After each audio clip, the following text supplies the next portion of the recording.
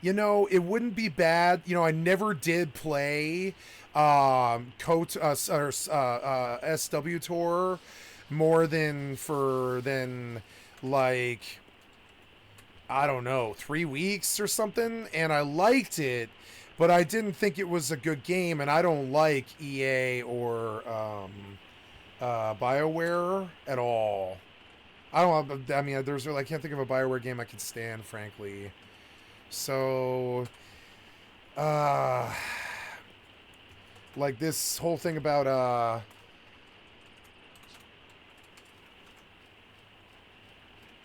I wouldn't mind redoing SW Tour now that I have a new hard drive with 5 terabytes on it for Christmas and stuff. I wouldn't mind sticking SW Tour on my drive and playing through the game just for the voiced quests. Because as I recall, the storyline was actually the best part of SW Tour. The combat sucked dick. The raids sucked dick. The whole Star Wars thing wasn't done that well, but it was, you know, it was good. I think the interstellar stuff was supposed to be good, but it was kind of flash in the pan. And I mean, like the flight. But I think that storyline is about to disappear. Well, not disappear, but I can't really foresee how SW Tour would last. Like why they would keep the servers live forever.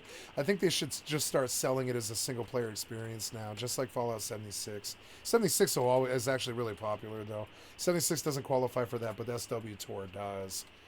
And I would not mind to beat the SW Tour story on the best solo class, because I'm sure there's value there, and I never took the time to experience it, and that's like the only MMO that I didn't take the time to experience, I think. So, and I didn't, I mean, I knew that I didn't like BioWare, I didn't trust them, and I found it very difficult to give them money, and I didn't buy SW Tour. I bought all the others, but not SW Tour. I was like, yeah, I have an inherent, really deep, intrinsic dislike of BioWare's work, and Are rock solid with all avenues. so it was nice to support Larian, but Obsidian is the company of all of these. And Obsidian knocked it out of the park again with fucking Pentiment just this year. I've beaten it and I'm playing it again. I mean, I love fucking Pentiment. I like Obsidian. I think they're the much higher quality company. I'd rather replay modded Fallout New Vegas than like Pillars of Eternity 2, which is kind of one of the reasons why I always look for it on sale. And I have that right here. I have modded Fallout Vegas like sitting right the fuck here. I think I have to do the screen. I have to redo the screen because I was in 1440p last time I did it, but that's it. And then I have like an endless Fallout New Vegas sitting right here, and I think why would I go play SW Tour when I could just go completionist, or not completionist, but actually like get a good chunk of New Vegas. And New Vegas will run with all of these games, which is kind of cool. Uh, with the right mob spawner, New Vegas becomes such a fucking good game. Like a genuinely like better than 76. Like genuinely fucking good. It has so much to it. You can gamble for caps. You can do all this cool stuff that you can't really do anywhere else. And like in RPGs anyways. Like maybe the only fucking RPG casino I think that's worth a damn that I can think of is there's a good set of game. Caravan was good. New Vegas had a good casino. Two Worlds 2 had a good dice game. Final Fantasy has always had good Tetra games. And the Gold Saucer in Final Fantasy 14. Rust has excellent gambling. And I think there's a few other games that have done it, but I'm looking for inclusion of harmless gambling into my MMORPG loop. I want casino gameplay in my modern MMORPGs, and they've let me down on that very badly. So I can tell you the main reason why I invested all the time into modding and fixing Fallout New Vegas, so it's right there on my fucking drive, so I can just launch it whenever, is so that I can definitely gamble when I fucking want to. Is there fucking BSTs here? Son of a bitch. Bouse. Isnib, son of a fucking bitch. Son of a bitch.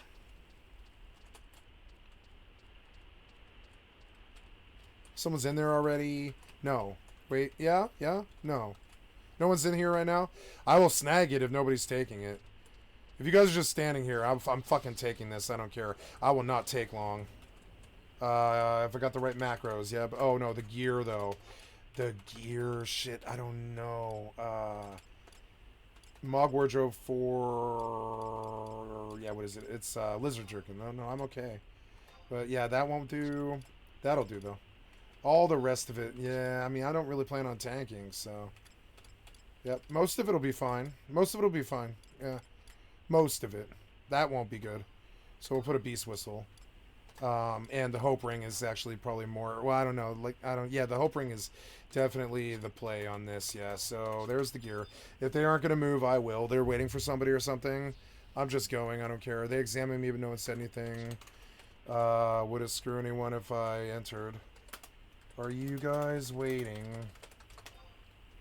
Not trying to step on you.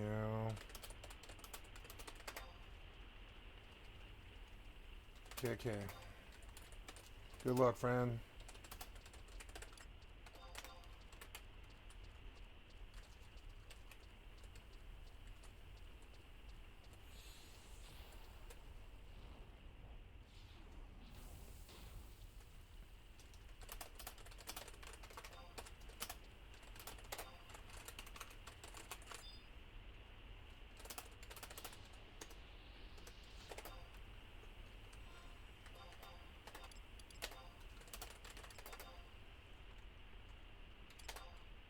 Yeah, come hell or high water, it won't be long. I'll tell you that. Okay, all my shit's gone, which is kind of bad, but whatever. And then, somewhere in my mog wardrobe should be a battle axe there. That'll be good enough. And the beast whistle, pants, and all the rest of that, I don't know. Maybe I have stuff. Yeah, that'll do. Fuck it. And mog wardrobe. Fisherman, Mithrin, whatever. Yeah, that's fine. And then we're going to pop a tuna sushi and a protect.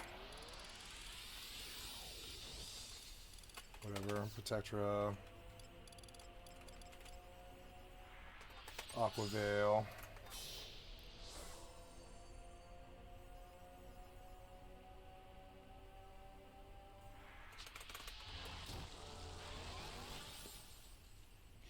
In 20 seconds I will go.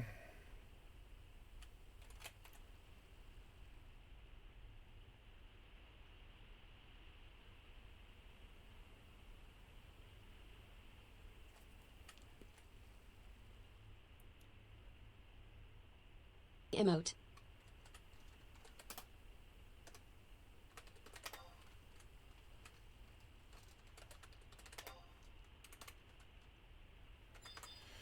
Okay, here we go. Alright,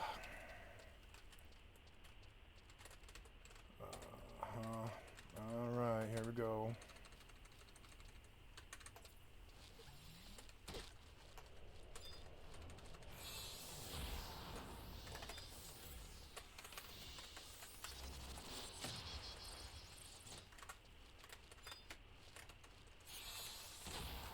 Incoming emote.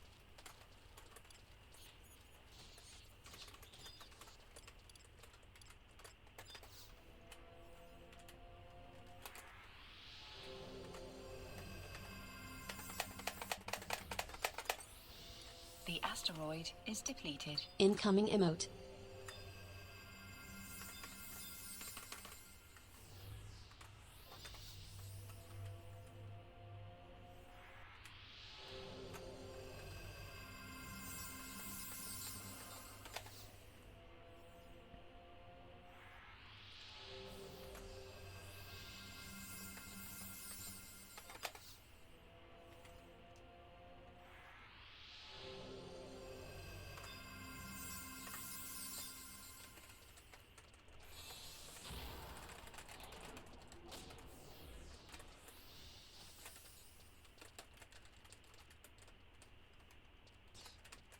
You've been examined.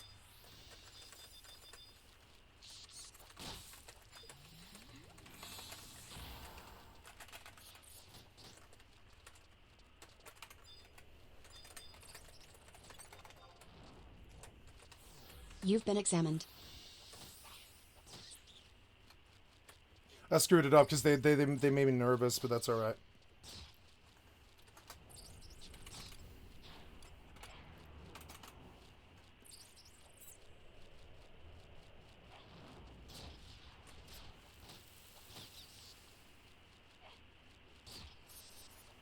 I hope I win this. I don't think I did, but that's all right.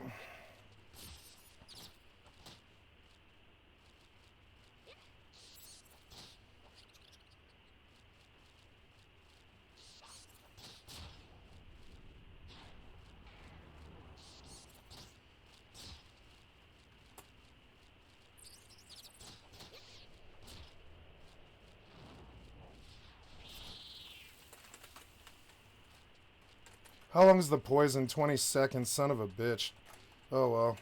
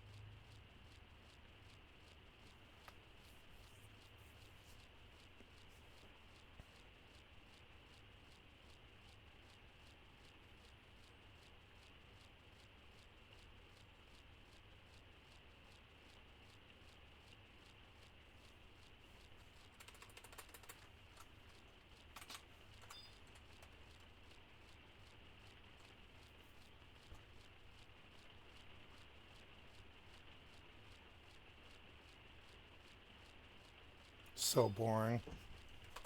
I'm gonna start grinding WoW while this fucking ticks out.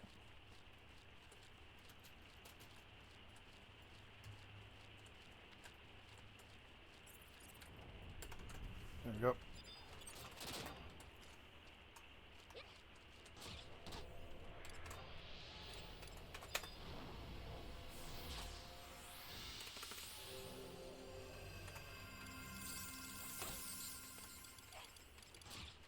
Where's the paralyzed, damn it?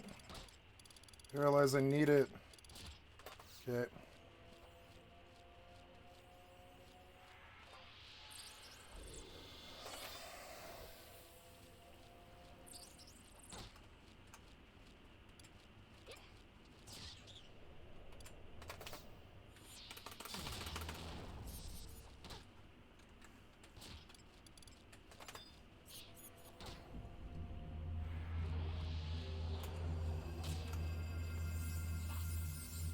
Please stop missing.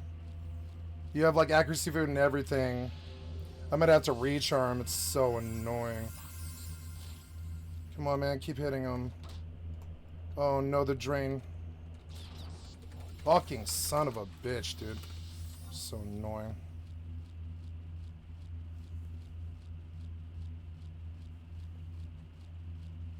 Well, what can I do? Bad RNG. I'll kill him, but fucking annoying.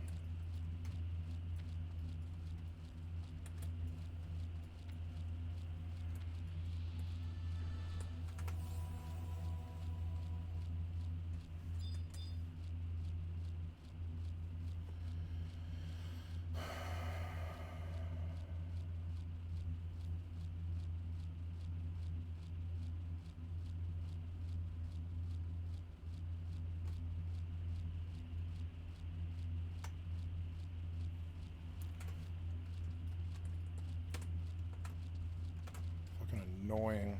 At least I won.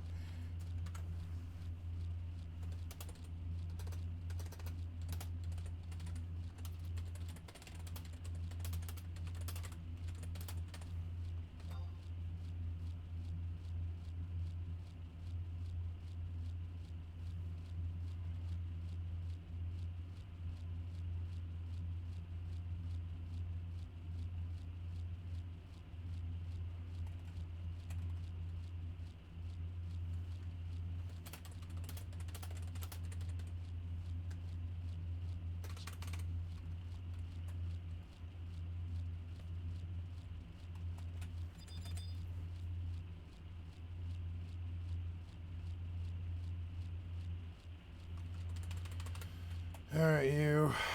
I'm gonna run Aquavale again, even though I kinda don't want to, but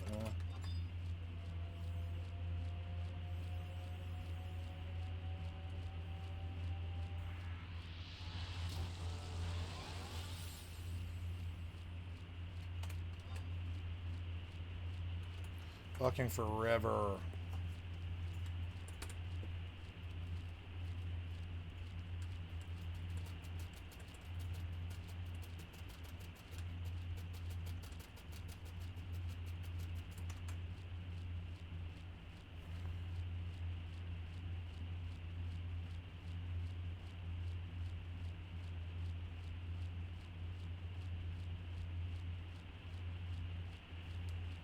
Hurry up, you.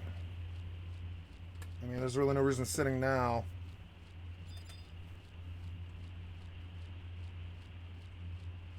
So fucking boring. Hurry up, you.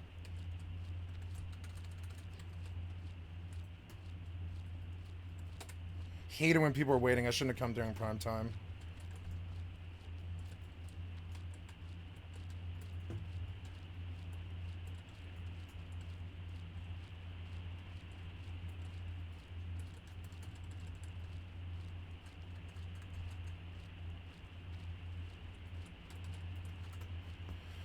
Hurry up, you. Better D-Charm than the next, like, minute 20, or I don't know if I'll be able to make it. Stress me out, motherfucker. I mistargeted. It's my fault. I don't deserve it. I should have just warped out and given them the fucking BCNM. Hurry up, you. You've been examined. I know, right?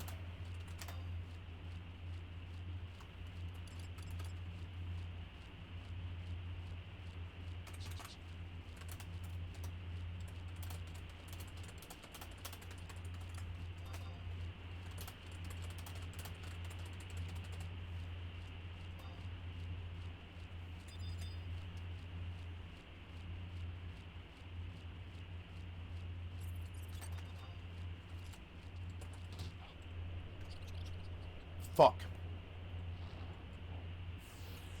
I don't know what to do. I have to paralyze. Yep.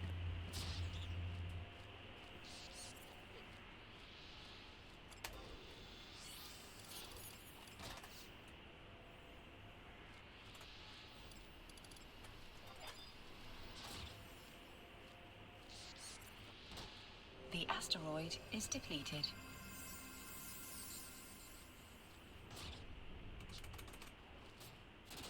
There, jet stream, but not the drain though. Come on me. Come on me. Come on me. There it is. Incoming emote. Come on, Astrals. It won't be, but at least I got it done.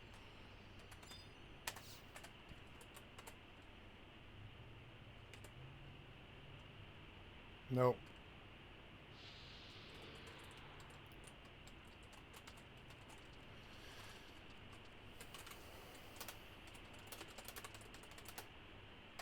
You've been examined.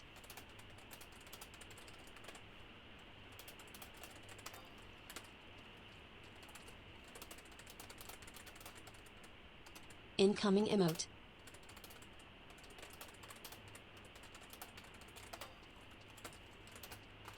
The Incoming asteroid towel. is depleted. The asteroid is depleted.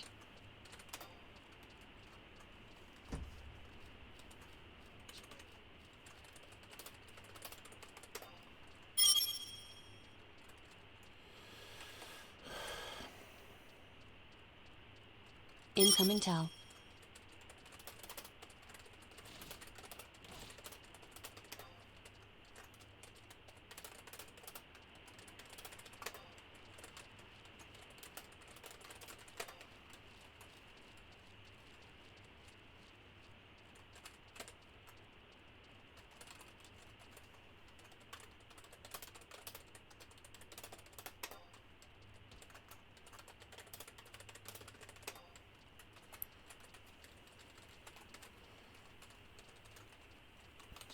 Incoming towel.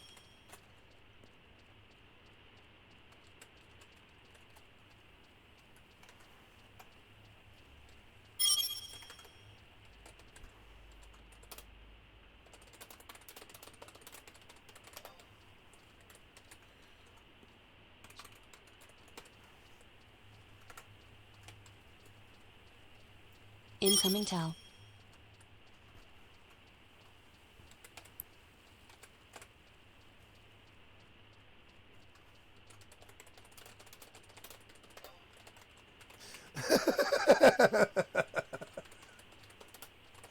Incoming towel.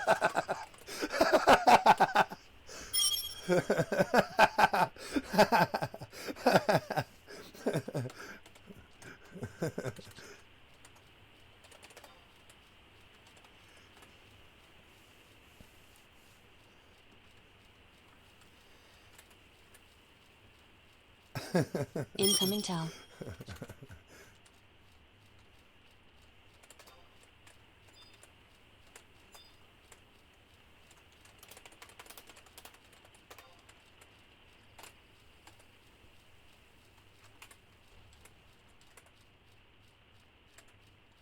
Incoming towel.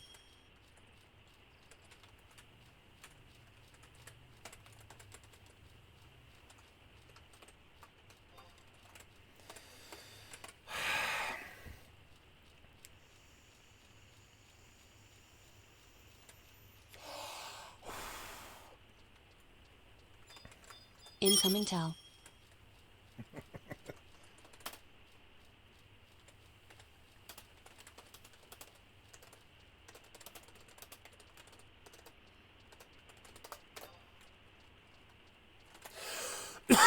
Okay, so now we go south.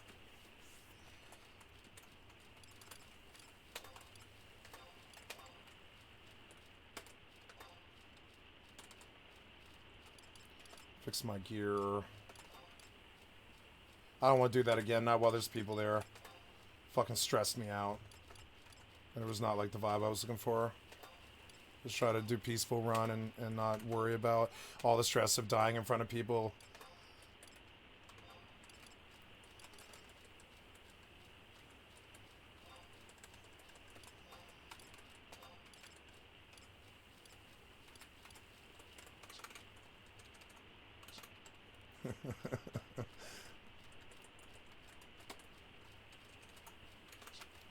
Oops.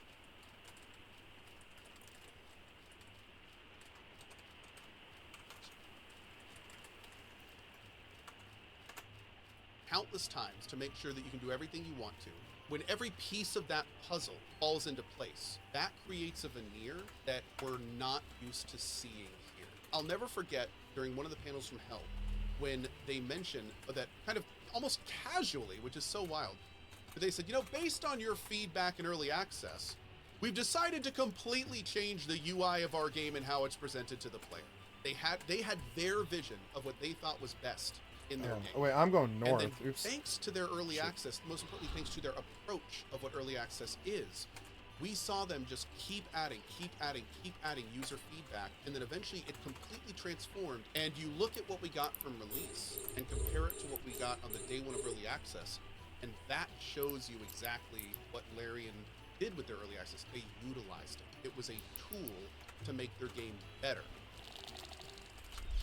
Baldur's Gate 3 was in early access for almost 3 years, and according to CoCarnage and my own poking around online, there seemed to be a fairly consistent feedback loop between the players and the design team. And by having the game in early access for 3 years, by collecting heuristics, watching streams and listening in on Reddit threads, it gave the studio the type of access to feedback that RPG developers don't often get.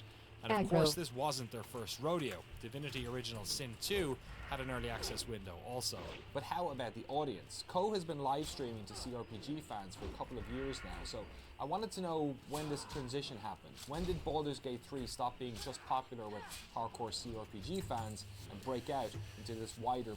We all knew about past KOTOR. We all knew about BioWare and Obsidian and Larian, Divinity, Sacred, Divinity Original Sin, Pillars of Eternity, Tides of Numenera, all of the Forbidden Realm stuff. That was all stuff that was always in the back of the gamers' minds, and I'll show you why. Whenever you look at the top Metacritic, and this is how I think most smart gamers find their games. They go look at the top 100 PC RPG Metacritic, right? And they just play the top 50 games. You can tell top 100, sorry, top 100, right? And they just taught and I played almost all of these. So we'll start at the top, right? And we're going to see that, wow, Cyberpunk's sitting at 100, which is disgusting. Disgusting. But anyways, yeah, Baldur's Gate 3. No, this is not, I'm top RPG PC of all, Metacritic, top 100 all time, right? All time is the word we're looking for here. Of all time.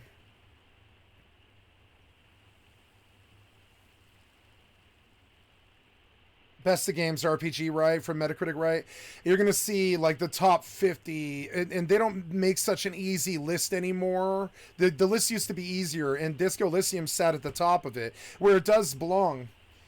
And we all know what CRPGs are on that list. Yeah, let's look at the overall on PC and stuff, and we'll see it. But I want to go back to like page 1 or whatever. So Disco Elysium, for what games to play on PC is what they call it now. But they used to say the top games, which is probably harmful for the industry, because it's implying that just because somebody made a game like Flower doesn't mean that they aren't the same value as somebody who made Metal Gear Solid 2, right? Because they are the same value, really. Everybody's the same. Everybody has a chance at being the best at this. A very independent, very weird, disbanded company took #1 of all time, Disco Elysium. That's Ara.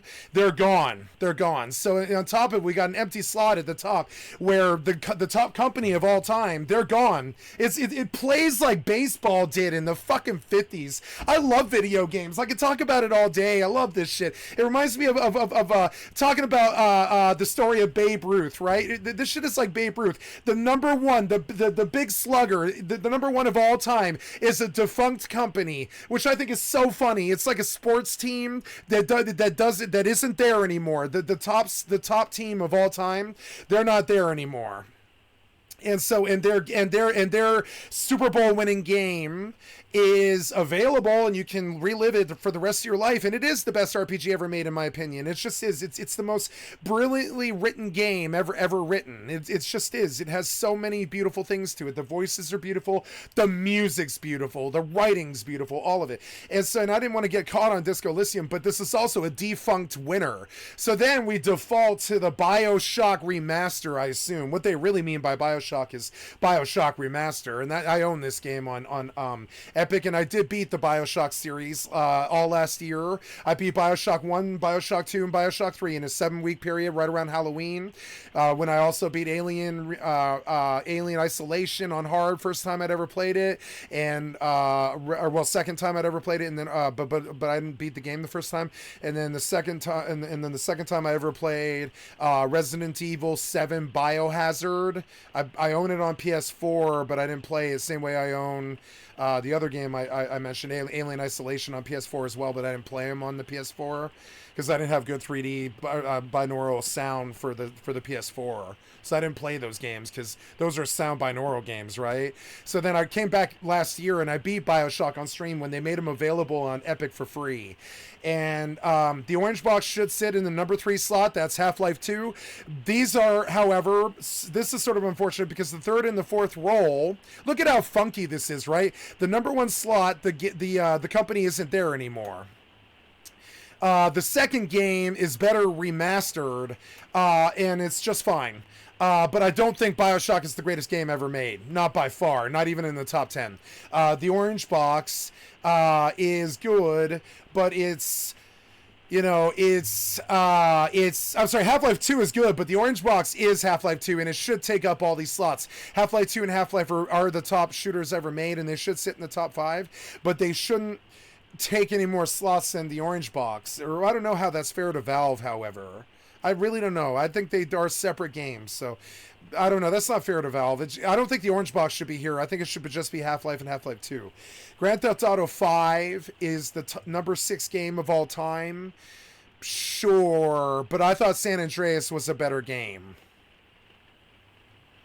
Even in terms of flight, even in terms of racing, even in terms of music, not graphics, everything else. Frame rate sucked.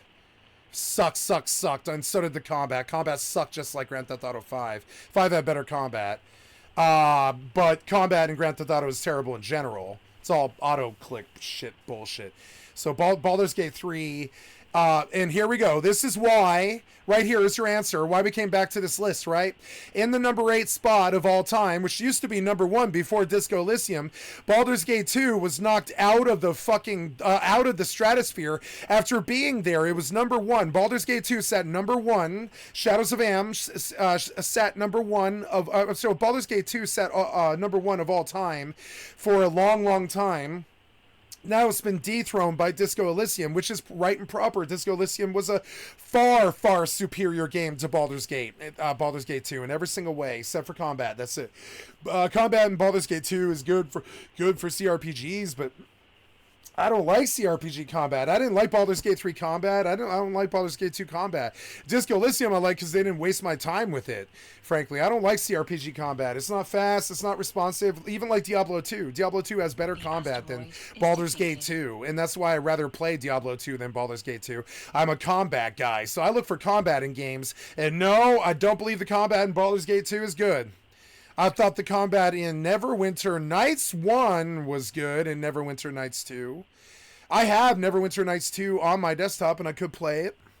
I don't know. I know that combat has to be a recurring theme, and I would say the combat depicted in Neverwinter Nights was far superior and much more 3D and much more entertaining, I think, than the combat in Baldur's Gate 1, Baldur's Gate 2, Baldur's Gate 3. And this is because, well, Baldur's Gate 3 did better than Neverwinter Nights, but it was better. It was better, and but it wasn't a system that jumped out at me. And I know this is sacrilege, but it wasn't that fun for me. Baldur's Gate 3 was not that fun for me in terms of the combat. It was boring. I got overpowered too fast. There wasn't enough battles, and it didn't feel like I was off on some venture where I had to like do a lot of grinding the land to get stronger as an RPG character. I always thought of D&D games as combat simulators where you go through towns and you have cool PvE options, and you can even mine the mines and get materials to make guns and weapons and stuff if you want, I guess, depending on what the rule set is. But overall, like, I still don't think those CRPGs shine well in combat, which is why I still think Disco Elysium was a superior game. And you can tell And I'm not thinking this because they thought this. I think this because I like Disco Elysium more than Baldur's Gate 3, Baldur's Gate 2, Baldur's Gate 1, Divinity Original Sin 2. All of those combined still don't add up to a Disco Elysium to me. The story in Disco Elysium was good. I didn't think the story in those other games were good. I think they were fantasy for fantasy's sake. Go to a king's kingdom and meet him, and his daughter's been kidnapped to the local bandit dungeon. It's cool by archetypal means, but it's not a compelling story like Disco Elysium was. Like, I can recap the story in Disco Elysium. It's not that hard, and it's not very spoiled centric. You're a drunk cop and you wake up in a fucking town in the middle of the ocean. That's like an island town, like Pacific North Islander town. And you wake up in the hotel and you're drunk, and you throw in a bottle through the window, and your partner shows up and says that you've got a case that you've got to attain to because you're RMCP or whatever, and which is like the local guard. And you have to go you have to go with him to the back of the inn where a man has been hung in his boots. Just his boots. He's butt naked except for his boots. And the story goes from there. And you learn that there was like a woman that he slept with the night before who was up in the top of the hotel. You learn that there's like all these other things going on over on the other side of town. And you have some murder suspects, but you don't really know. And you worry that maybe even a child might have done it. There's all these weird whodunit issues about it. And then you go, and I won't spoil it any further beyond that, but it is far more, that story was far, far, far more compelling than Skyrim. It was more compelling than Skyrim. It was more compelling than, it was a higher level of storytelling. Far higher. The characters were very memorable. I remember every single one of them. Even the weird ones, like the girl who works on like dolls in the tower. I mean, there was all these really interesting characters. I don't remember their names that well because I'm not good with names, but I probably would if I could. And it stood out. It stood out. We don't get platinum storytelling like that anymore. And so that's what's lacking from these CRPGs. I didn't think the story in Baldur's Gate 3 was particularly compelling at all. I don't remember what happened. I don't remember what mattered. I remember that we served our purposes and like lived through the brainworm infection, but I don't it wasn't like some Star Wars story to me. Disco Elysium was a Star Wars story to me. Even though it ended kind of plainly like a whodunit, and I was a slightly disappointed in the ending. It was not a letdown. It's just the ending was gonna be anticlimactic because there's no combat in the game, so the ending is like, well, you find the guy who did it or whatever. Right, and I will tell you, and also, beautiful thing about Disco is the ending. One of the reasons that makes it the best game ever made is the ending changes depending on whether you're a communist or a liberal or a fucking like a right winger or a racist or whatever. It does this crazy job of reading your psychology and delivering an ending that makes sense to you. And there is no ending to Disco Elysium in the respect that there's like 200 endings to Disco Elysium. It all has to do with what your personal, and they encourage you to embrace your side of things. So like when I was playing it, they kept asking me these fucking communist questions. They sussed out that I was communist sort of, but like right away. And they were asking me these communist questions. And I was like, yes, I'm pro Krasmazov, which is the fictional, Karl Marx in Disco Elysium. And by the end of the story, I had a very clear idea that I was a socialist kind of in execution, not in desire.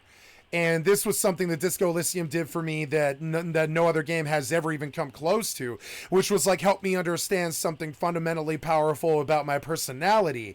In the end, the killer wasn't very interesting in my story, and it was somebody who had basically committed the PTSD ending, where just some nut in the my ending was just some nut in the background who had a sniper rifle, and he just hit a random person.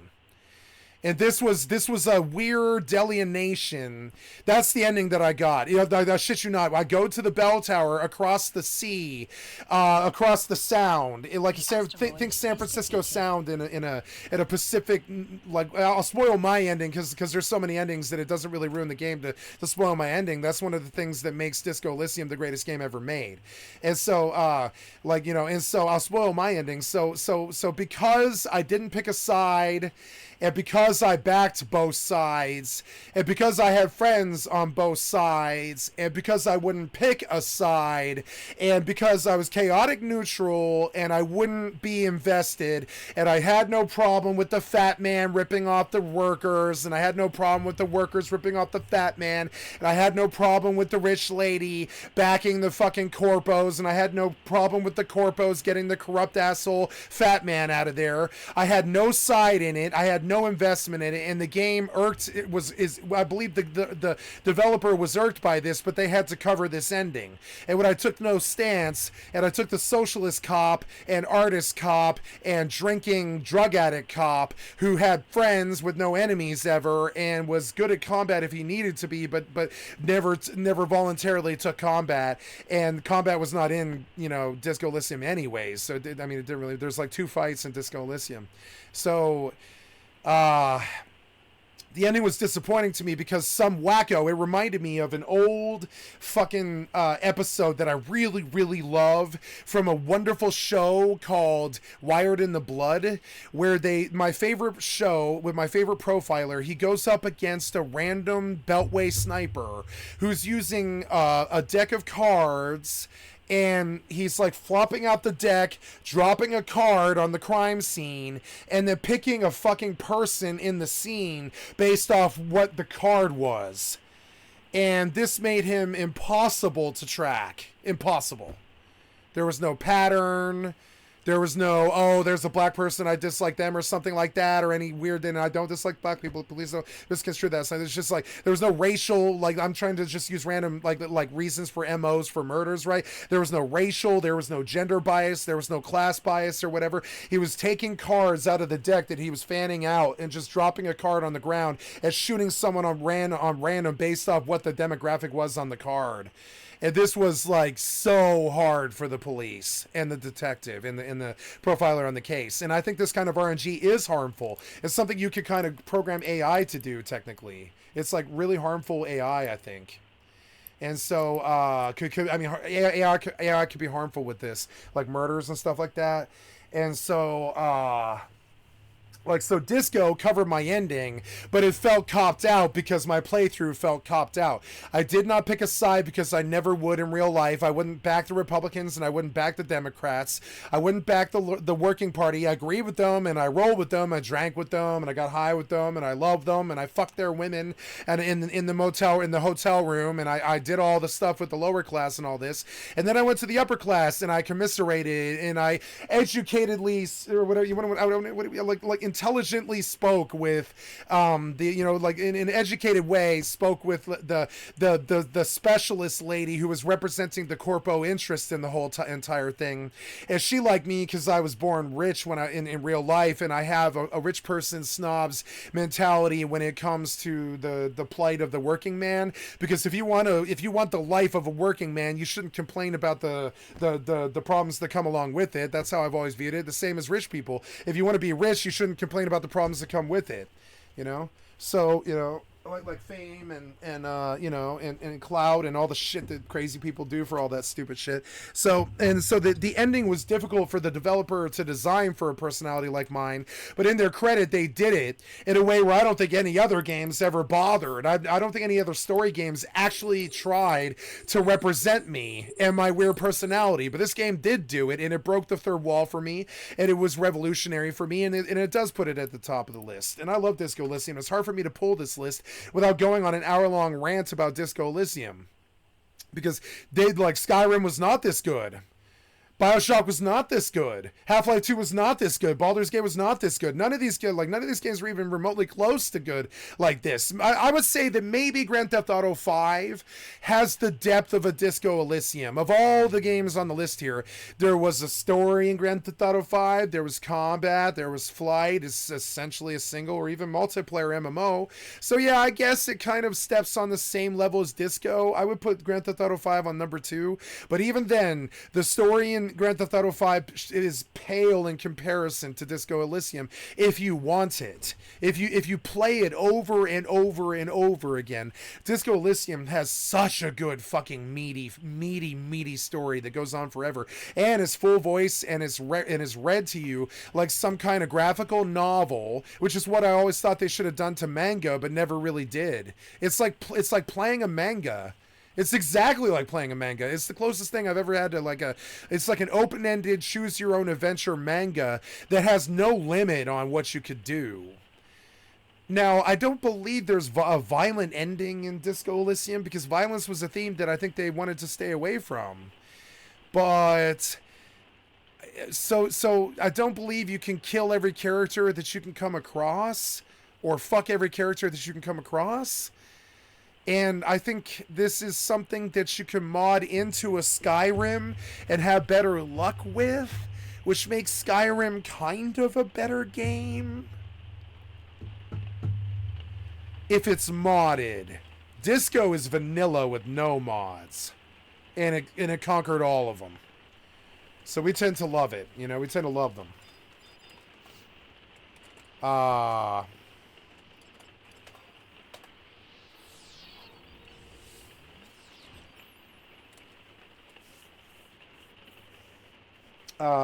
Here we go. We're going to keep going here. So let's hear what else he has to say, but I come and check this list every once in a while. I want to actually get it so I don't have to I want to put this right here and I want to consult this every day because it kind of goes up and down. Persona 5 crept to the top 10 and I don't know. I don't know.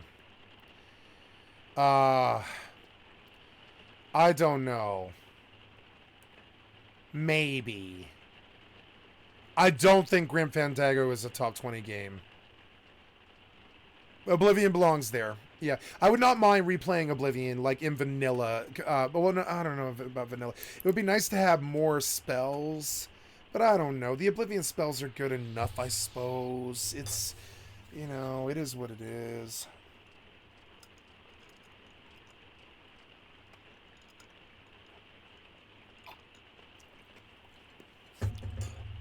It's the music that I loved about these games. And it's hard to return for the gameplay because it's inferior now.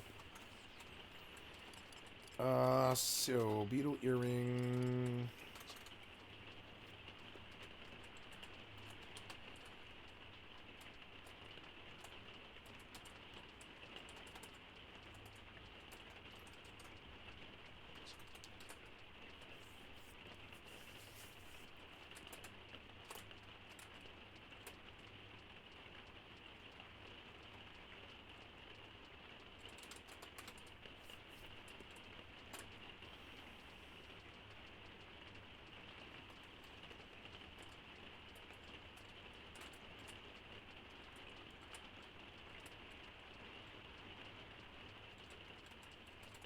I'm glad I ate the food.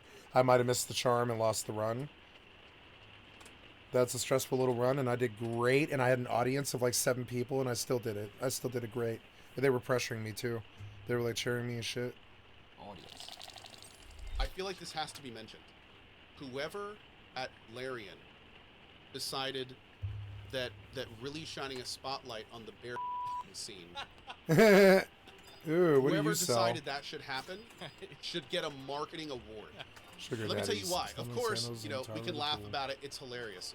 I'll buy one. But I'll never forget the next day when I saw publications and stories coming out of companies that didn't even play games. I mean, these were companies that just followed internet culture and things. They never wrote about games. And all of a sudden, Baldur's Gate 3 is front and center.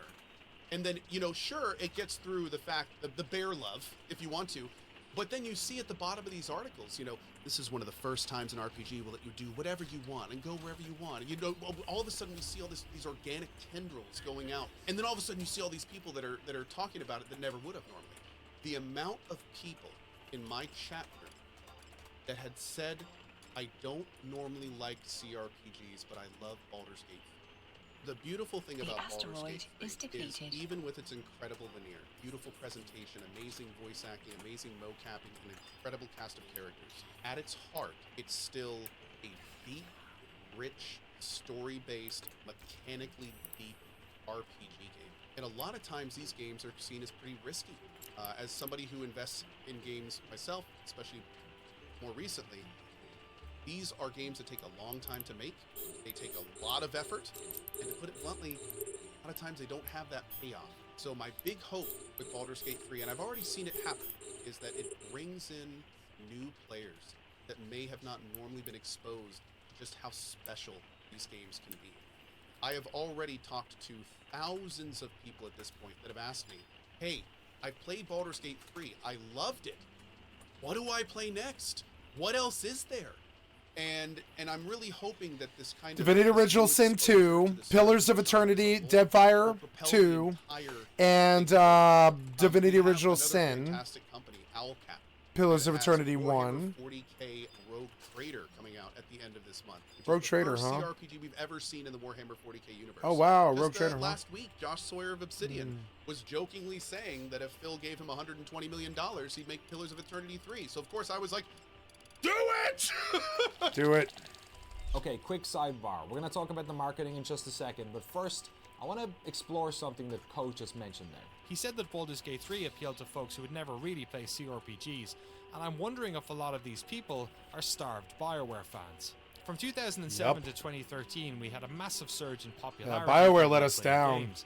The As breakthrough in, I never success liked them in stories the of first World of place Warcraft and because of Oblivion shit had a like big part this. in this. Yeah. And even Call of Duty was adding progression. But my friend kept saying, "Oh, Mass Effect 2 is so good, though. It's so good, though." And then there's like this 11-year gap with nothing good. Like Inquisition was okay, but I mean, like, but Mass Effect 3 was not it.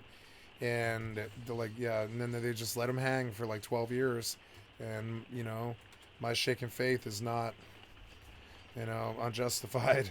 Their shooters from 07. BioWare, the creators of Baldur's Gate 1 and 2, were the tip of that spear, with Mass Effect and Dragon Age achieving mainstream success for games that were focused on talking, diplomacy, and interspecies butt-rubbing. But since the ending of Mass Effect 3, BioWare have dramatically lost step with their fans, creating a handful of games that fall well short of expectations, and multiplayer shooter Anthem which really soured their relationship with the fan base. Is the success of Baldur's Gate 3 somewhat due to a BioWare-shaped hole in the market? Have fans of those games been encouraged to try something outside of their comfort zone out of sheer depression? I've no data to back any of this up, but it just kind of feels right. What do you think? Let us know in the comments. So, we've established that Baldur's Gate 3 is a well-made game and that it appropriately met the market and exceeded expectations of both tried and true CRPG fans and a more general RPG audience. But we still haven't talked about how.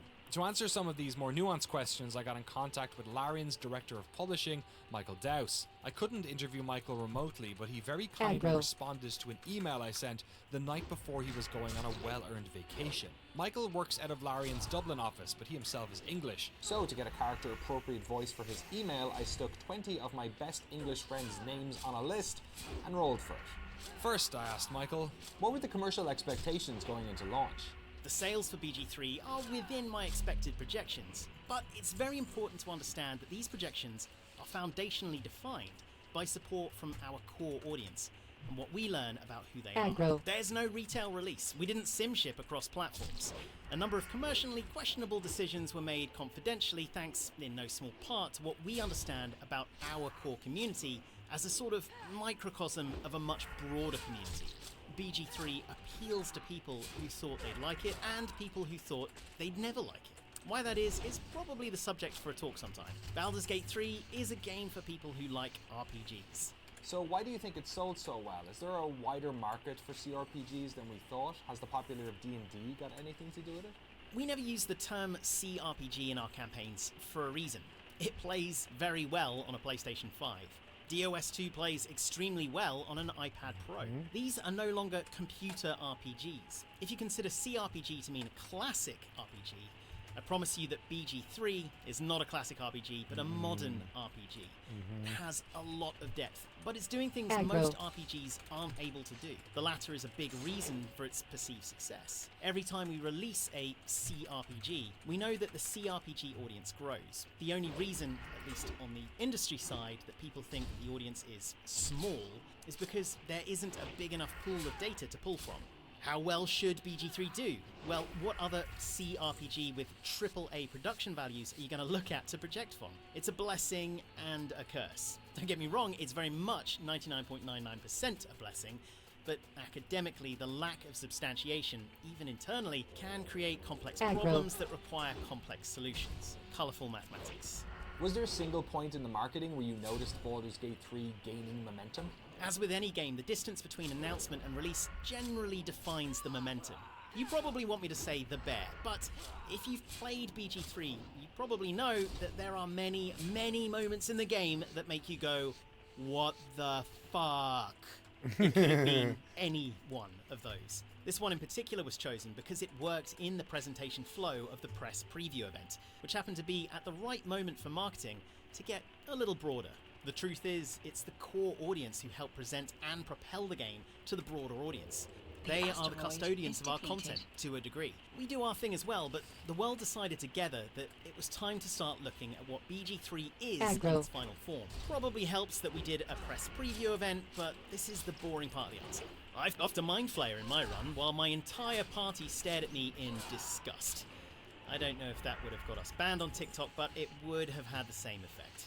BG3 gained momentum, in truth, when all of its systems came into play, and we were able to show the game in its final form.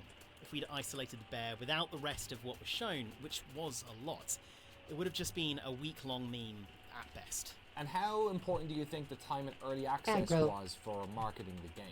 Blessing and a curse. Not a lot of what we did was conventional commercial wisdom. We didn't sim ship, we announced as part of Stadia, we're a narrative game in early access. We didn't release much story content other than Grimforge. We were late. There was a war which made us late again. In spite of all of that, what early access does do is it lets you hone in on the people that stick around. We really got to know our community, and through that we got a microcosm of a broader audience. We got to understand our language with this game and to understand what resonates. In spite of all the downsides, early access helped us to understand that. Look, this is going to be a no bullshit operation. We talk to them, they talk to us, we all work it out together. I wouldn't have had it any other way. The name of this show is By Design, and it's meant to be somewhat self-aware. Over the years, from talking to developers, I've learned that all decisions, be it design decisions, gameplay decisions, product or marketing decisions, you can make the most well-informed choice you want, but whether or not that decision was a good idea or not is kind of decided by the player. So no success or failure is really by design. It's the culmination of dozens of informed decisions that push and nudge a game in lots of different directions. But I believe there are some absolutes we can take away from the success of Baldur's Gate 3. First, it's really well made, crafted by a team of developers who were dedicated to this genre for years when it was out of fashion. Secondly, the market came to meet them, either because of the general popularity of tabletop role-playing, because of games like Disco Elysium that exposed new players to this style of game, or due to modern conveniences like voice acting that helped to soften the market. And thirdly, the game was smart in its publishing and marketing strategy. It never felt like a game you needed to have played the original two Baldur's Gates to understand, or even to have experience in the genre to enjoy. It was approachable, it was personal, and the marketing was honest. And a smartly executed early access strategy ensured that Baldur's Gate 3 launched in as finished a state as possible. So what can other developers learn from the success of Baldur's Gate 3? Simply have as much money as it takes to make the best possible version of the game you want? Well, the thing about games development is that creative decisions that teams are allowed to make, to put the game into early access for 3 years, to make sure every character is voiced, to ensure every player choice is mirrored by the game in some way. All of these decisions that seemingly raise the standards of the game to a level that gamers expect are ultimately informed by the budget, especially at a AAA level. And this is where things get a little bit more complex. According to Jason Schreier in Wikipedia, Larian is a private company. But after some digging around on Irish business registries and paying a few quid to get access to old documents, I found that Larian Group Holdings Limited, based in Dublin, is in fact 30% owned by Tencent. Now, I can't get much more detailed on their financials than that, but while the Divinity Original Sin game sold well, I suspect much more capital would be required to keep a 400-person studio operating for years. It makes sense that the company would leverage their position to bring in extra capital to help fund all this growth. Now don't get me wrong, this isn't like a smoking gun, this is just the reality of what it takes to make games of this quality in 2023, and it has a lot to do with how games are sold. The truth is, you cannot reduce the business operation of a company down to whether or not they are publicly traded or privately owned.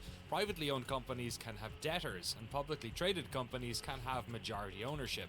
For example, the similar European success story of CD Projekt. When they became public through a share takeover of a Polish tech firm, it allowed them to access new forms of capital to invest in their studio.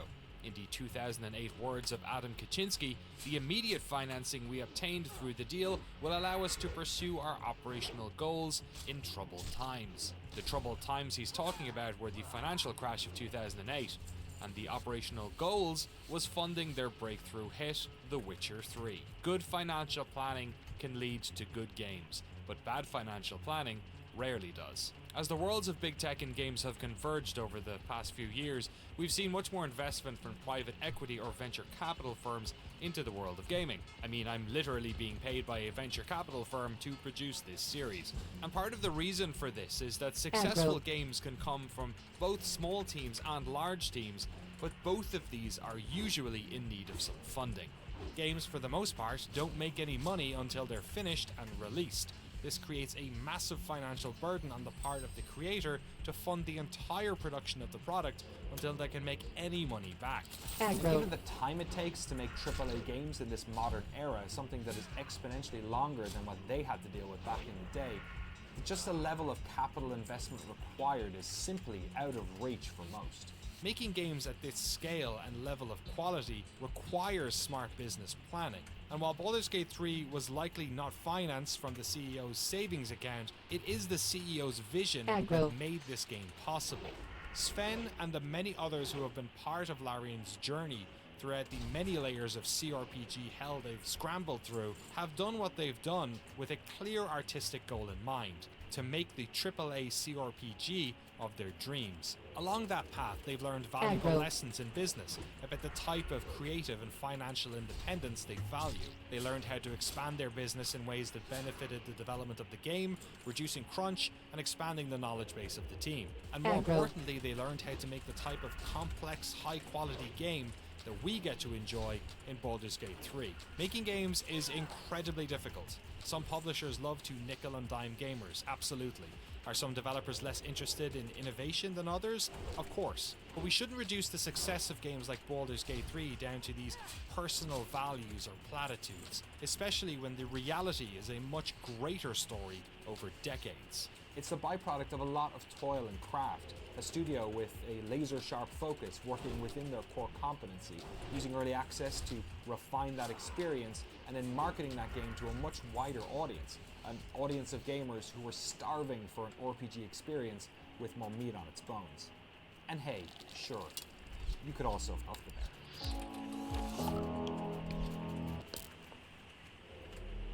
bear. Aggro.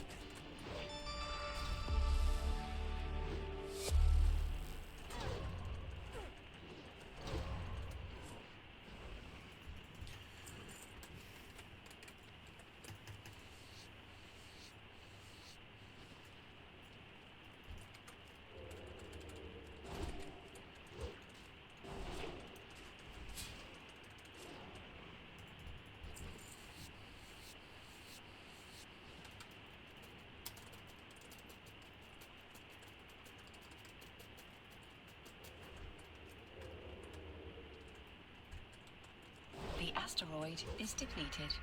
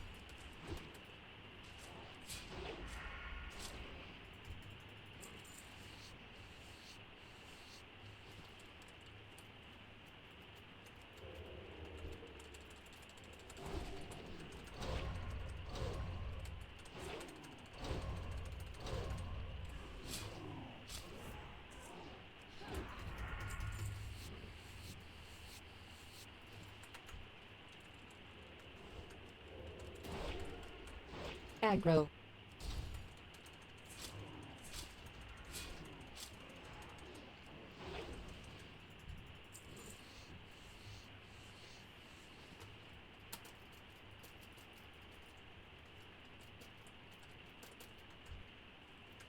Aggro.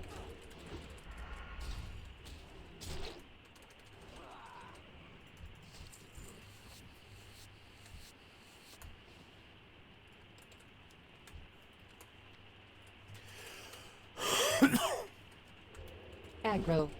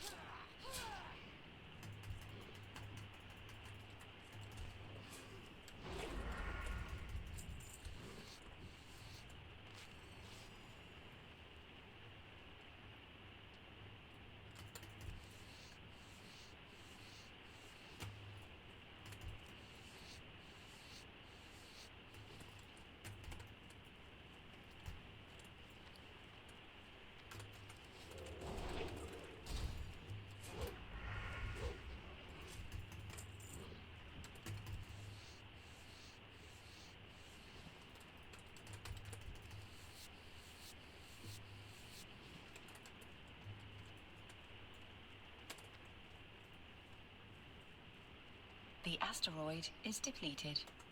Aggro. My partner had one day off work and it was the day Baldur's Gate 3 was releasing. They told me, Mo, all I want to do is play Baldur's Gate 3 all day. I was like, that sounds awesome.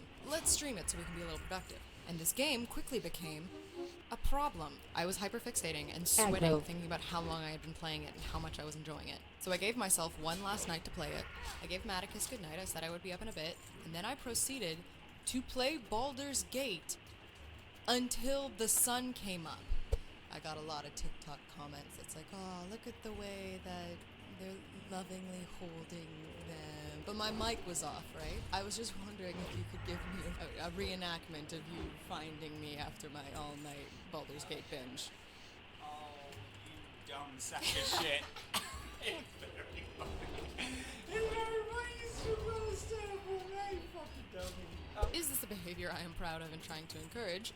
Absolutely not. But it was hard to get myself to stop because I knew that after that night, that was it. I would have to go back to working all the time the next day. No more Baldur's Gate. In order to accomplish any task, I had to have Baldur's Gate 3 ambiance on in the background. Matt would come home from work and play our game of Baldur's Gate on the TV by themselves, and then I would work on my laptop. This whiteboard has become a permanent fixture of our living room because eventually I lost the plot and had to have it explained to me. All I know is that there is a man named Gortash, and he is mayor of Baldur's Gate. This is my first year as a full-time creator, and it's been incredibly fulfilling and also one of the most stressful experiences of my entire life. When people ask me, Mo, what's it like to take a hobby that you used to do out of love and fun and now do to pay the bills, I say, somewhere between heaven and hell. I do want to clarify that you guys and being able to make things for you all the time because of the support that you have given me, that's the heaven part. I'm just scared of letting you guys down. Like, I'm working all the time because I love making things and I want to try and make this work. Like, this is my choice. I feel like I'm always working, and if I am not working, it's because I need to lay down for a second, and then I'm panicking because I'm thinking about how I'm not actively working. It's hard to play music for fun anymore because I'm thinking I should always be improving, I should be recording, I should be putting my songs on Spotify, I should be promoting them on TikTok. Video editing has always been my passion, but now there's this new pressure to it. I feel like I have to be working faster, and every video has to be better, and if it's not good, I will not eat. I can't even play video games anymore because now Twitch is a stream of income for me. That one night I was playing Baldur's Gate, I was recording it because I thought somehow later I must be able to monetize off of this. I should be streaming this, I should be posting this. Surely there's a way that I can play Baldur's Gate and still make rent. I'm so sorry, guys. One sec, I got an email.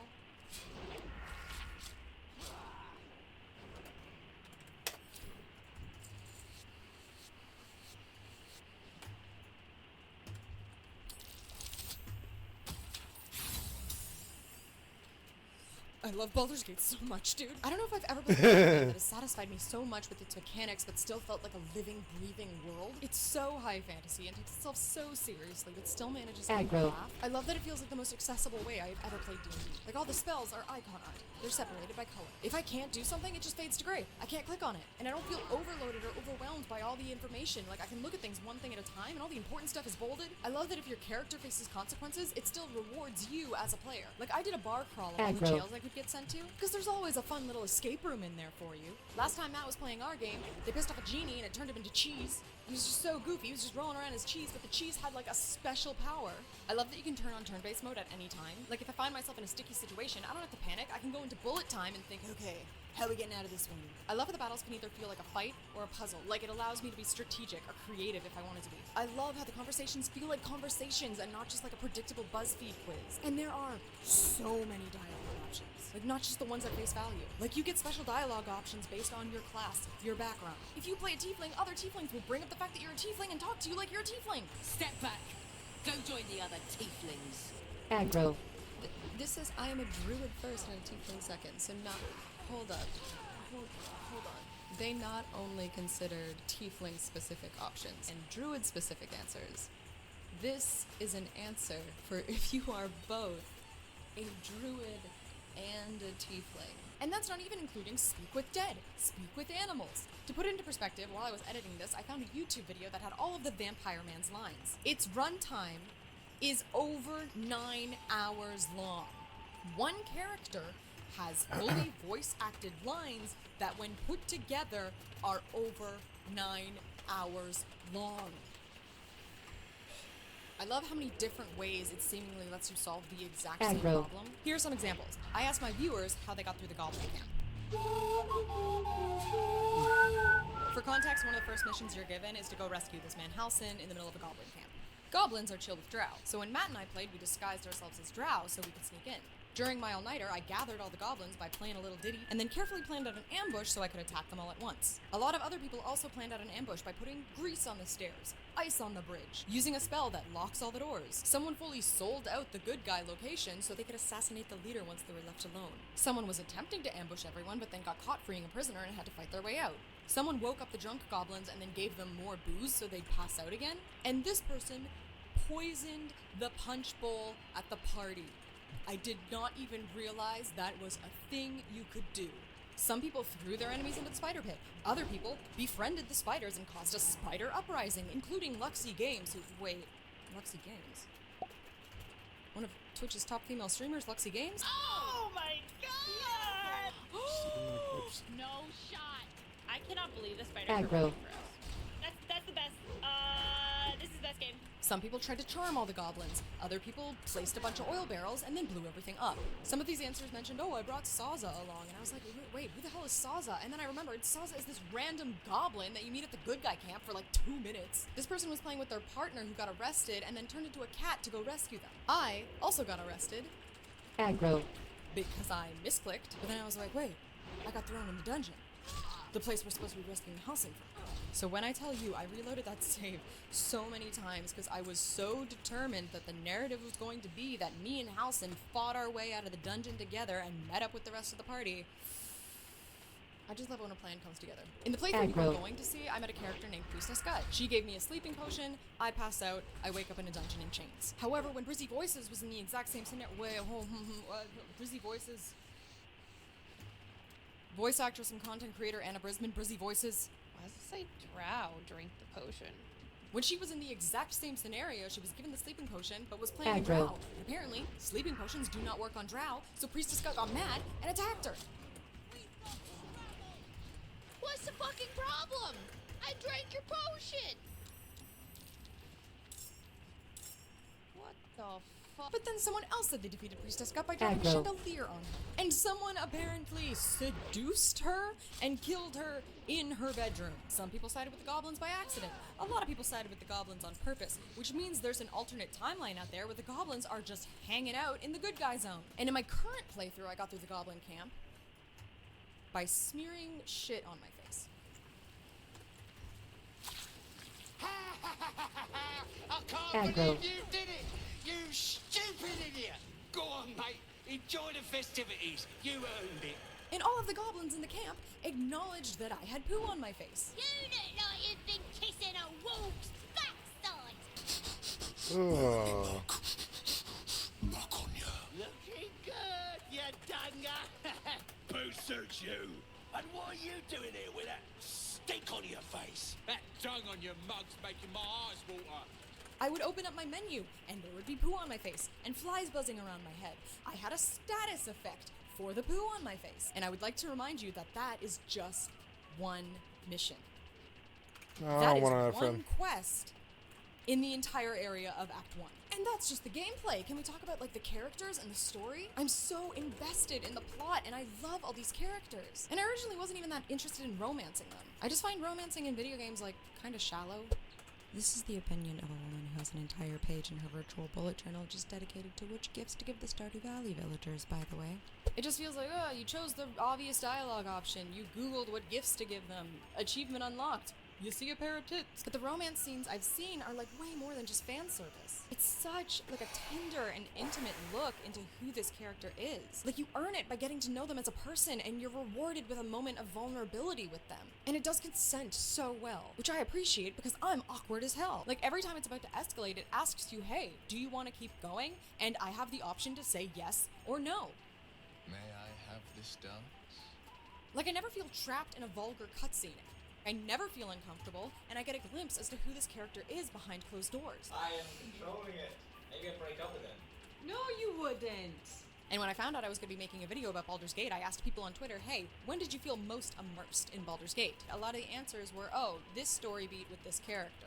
So the original concept for this video was it was going to be a challenge. I was going to romance all of the Baldur's Gate characters in 3 days. Sure you were.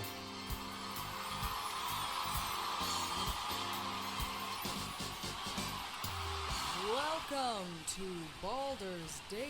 Let's meet our lucky bachelors and bachelorettes.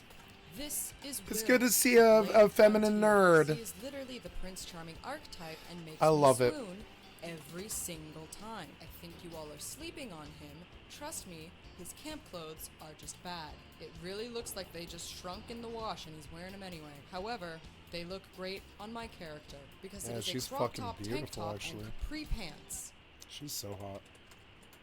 She looks What like were my we ex, talking but about? Meet my ex is a lot more Shadowheart, beautiful. everyone's favorite quirky big titty goth girl. While Will is my favorite romance, Carlock is my favorite character. I think she is the only character at camp that I would actually want to hang out with. When Larian Studio released stats of the game I'm not upon its stopping initial here. release, Gale was one of the most popular characters. I saw a tweet once that said he was a sopping wet boy, and I cannot explain why, but that is correct. He likes when you find peaceful alternatives for problems, and when you give him snacks.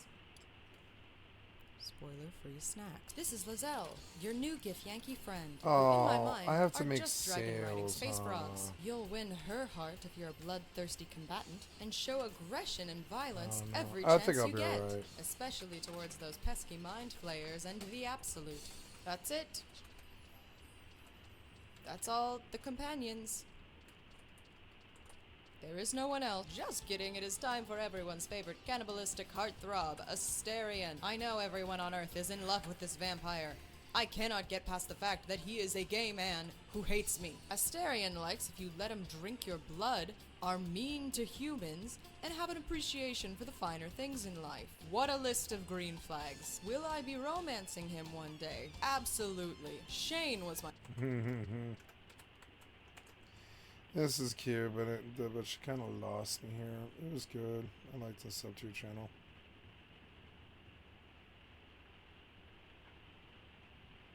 Either way, it can be unforgettable. A couple of months ago, Baldur's Gate 3 Let's do was a released. 1 hour long. Like this came out an hour ago. Philip DeFranco, thank you for the excellent content for my stream. I'd like to sub to your channel. Mormon church offering hundreds of thousands of dollars to keep you from hearing the audio I'm about to play for you. The business of rumors and gossip may be about to go nuclear with this Taylor Swift Noir news. Leaders of Florida's Republican Party and Moms for Liberty are at the heart of a massive, horrifying sex scandal. And we're talking about all that and so much more in today's brand new Philip DeFranco show. You daily dive into the news, so just hit that like button and let's jump into it. Starting with, the Mormon church was willing to pay $300,000 in hush money for you to not hear this audio recording that I'm about to play. But first, I have to say, for the existence of this story, we have to thank the very brave woman, Chelsea Goodrich. Because in 2015, when Chelsea was in grad school, some disturbing, long-buried memories began to resurface. When she was a child, allegedly her father, and a Mormon bishop at the time, John Goodrich, routinely sexually assaulted her. In fact, John admitted to at least one of these incidents in a recording that was obtained by the Associated Press. And they're blaming the devil for his decision to climb into bed with his daughter after hearing sexual activity in an adjoining hotel room. So Chelsea confided in a friend whose father, Paul, happened to be the guy church members go to if they have abuse claims. When she felt ready, Chelsea met with him over several months, recording their conversations with his knowledge and on the recommendation of her lawyer. And so her father ends up getting arrested for his alleged abuse, and Chelsea wants to know if the church will allow a bishop with whom John gave a confession to testify in the trial. And also a key thing is that she told Paul that church officials have known about the abuse for years because of other confessions. Paul replied that church leaders said they did not recall hearing any such confession. But also, here's the thing, while she assumed that he was only there to lend a sympathetic ear and help her find justice for the abuse committed against her, Paul was thinking about the church's interest because, you see, he's the head of its risk management division. So in one of their later meetings, they sat down, had a brief prayer, and then got down to business. First of all, I sent you a letter indicating that the church was prepared to assist up to $90,000. I've been back, and so I have authorization up to $300,000. It's an exchange for that hefty six-figure sum. We both agree that we will not disclose that we've settled with you, and you will not disclose that we've settled with the church. You acknowledge that there's been some recordings made of all of our communications, and that you... And a friend whose father, Paul, happened to be the guy church member woman, Chelsea Goodrich. Because in 2015, when Chelsea was in grad school, some disturbing, long-buried memories began to resurface. When she was a child, allegedly her father, and a Mormon bishop at the time, John Goodrich, routinely sexually assaulted her. In fact, John admitted to at least one of these incidents in a recording that was obtained by the Associated Press. And they're blaming the devil for his decision to climb into bed with his daughter after hearing sexual activity in an adjoining hotel room. So Chelsea confided in a friend whose father, Paul, happened to be the guy church members go to if they have abuse claims. When she felt ready, Chelsea met with him over several months, recording their conversations with his knowledge and on the recommendation of her lawyer. And so her father ends up getting arrested for his alleged abuse, and Chelsea wants to know if the church will allow a bishop with whom John gave a confession to testify in the trial. And also a key thing is that she told Paul that church officials have known about the abuse for years because of other confessions. Paul replied that church leaders said they did not recall hearing any such confession. But also, here's the thing, while she assumed that he was only there to lend a sympathetic ear and help her find justice for the abuse committed against her, Paul was thinking about the church's interest because, you see, he's the head of its risk management division. So in one of their later meetings, they sat down, had a brief prayer, and then got down to business. First of all, I sent you a letter indicating that the church was prepared to assist up to $90,000. I've been back, and so I have authorization up to $300,000. It's an exchange for that hefty six-figure sum. We both agree that we will not disclose that we've settled with you. Wow, so it's a non-NDA phone call that was witnessed before the NDA was agreed to, and now their argument is null and void, and I bet they don't want to pay. And it's going to be crazy. Now it's like buyer's remorse for an NDA, and they'll get crucified. This will hurt the church so badly. Disclose that you settled with the church.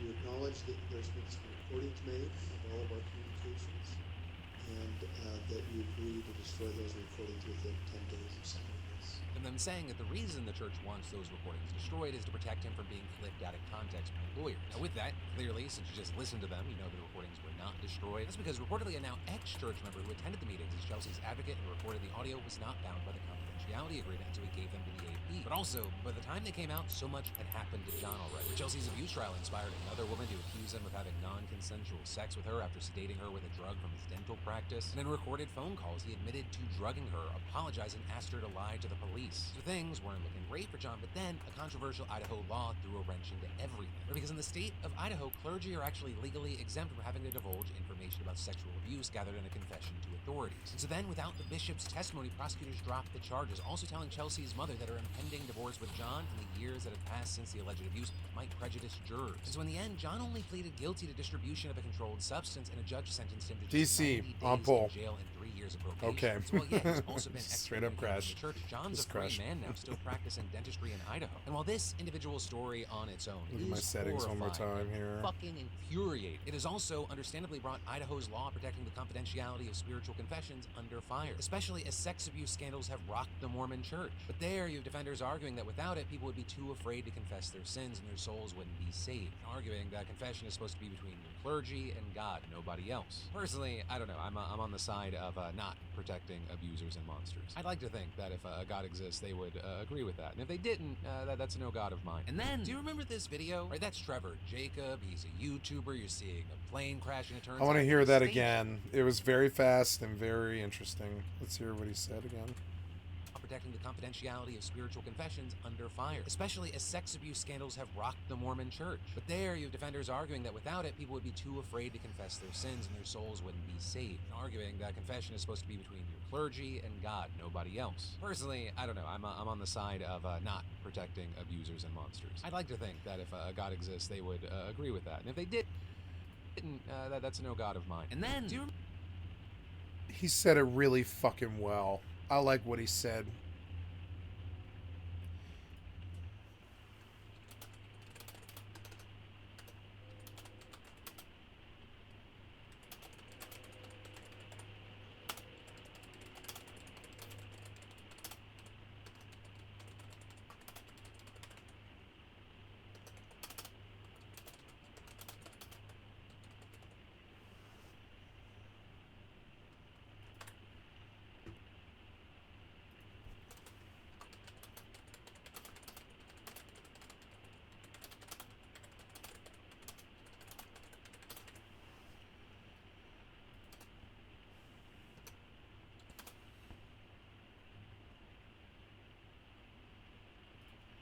It's good.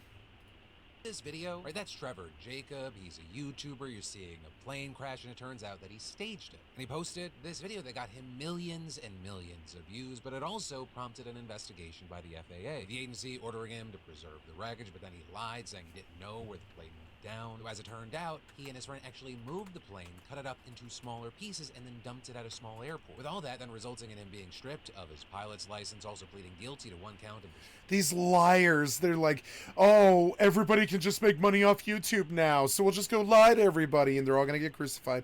And anybody without an actual, like... obstruction and concealment with the intent to obstruct a federal investigation, which notably, not like a career to stand on, are just going to lose. They're going to lose. Like 20 this. years in prison. However, he had his sentencing today, and instead of 20 years, he got just 6 months. Trevor Jacob, why does that sound so familiar? So really, he's kind of lucky because it could have been so much worse for him. At the same time, people going, hey, it's good that... I bet he gets canceled. That someone doing something dangerous like... Especially if he disappears from his stream for 3 months. This is being held accountable. But really, not that it's funny, I'm not laughing at him. At the story, all I can say is, don't... Unfortunate, you fucking idiot, is what I have to say.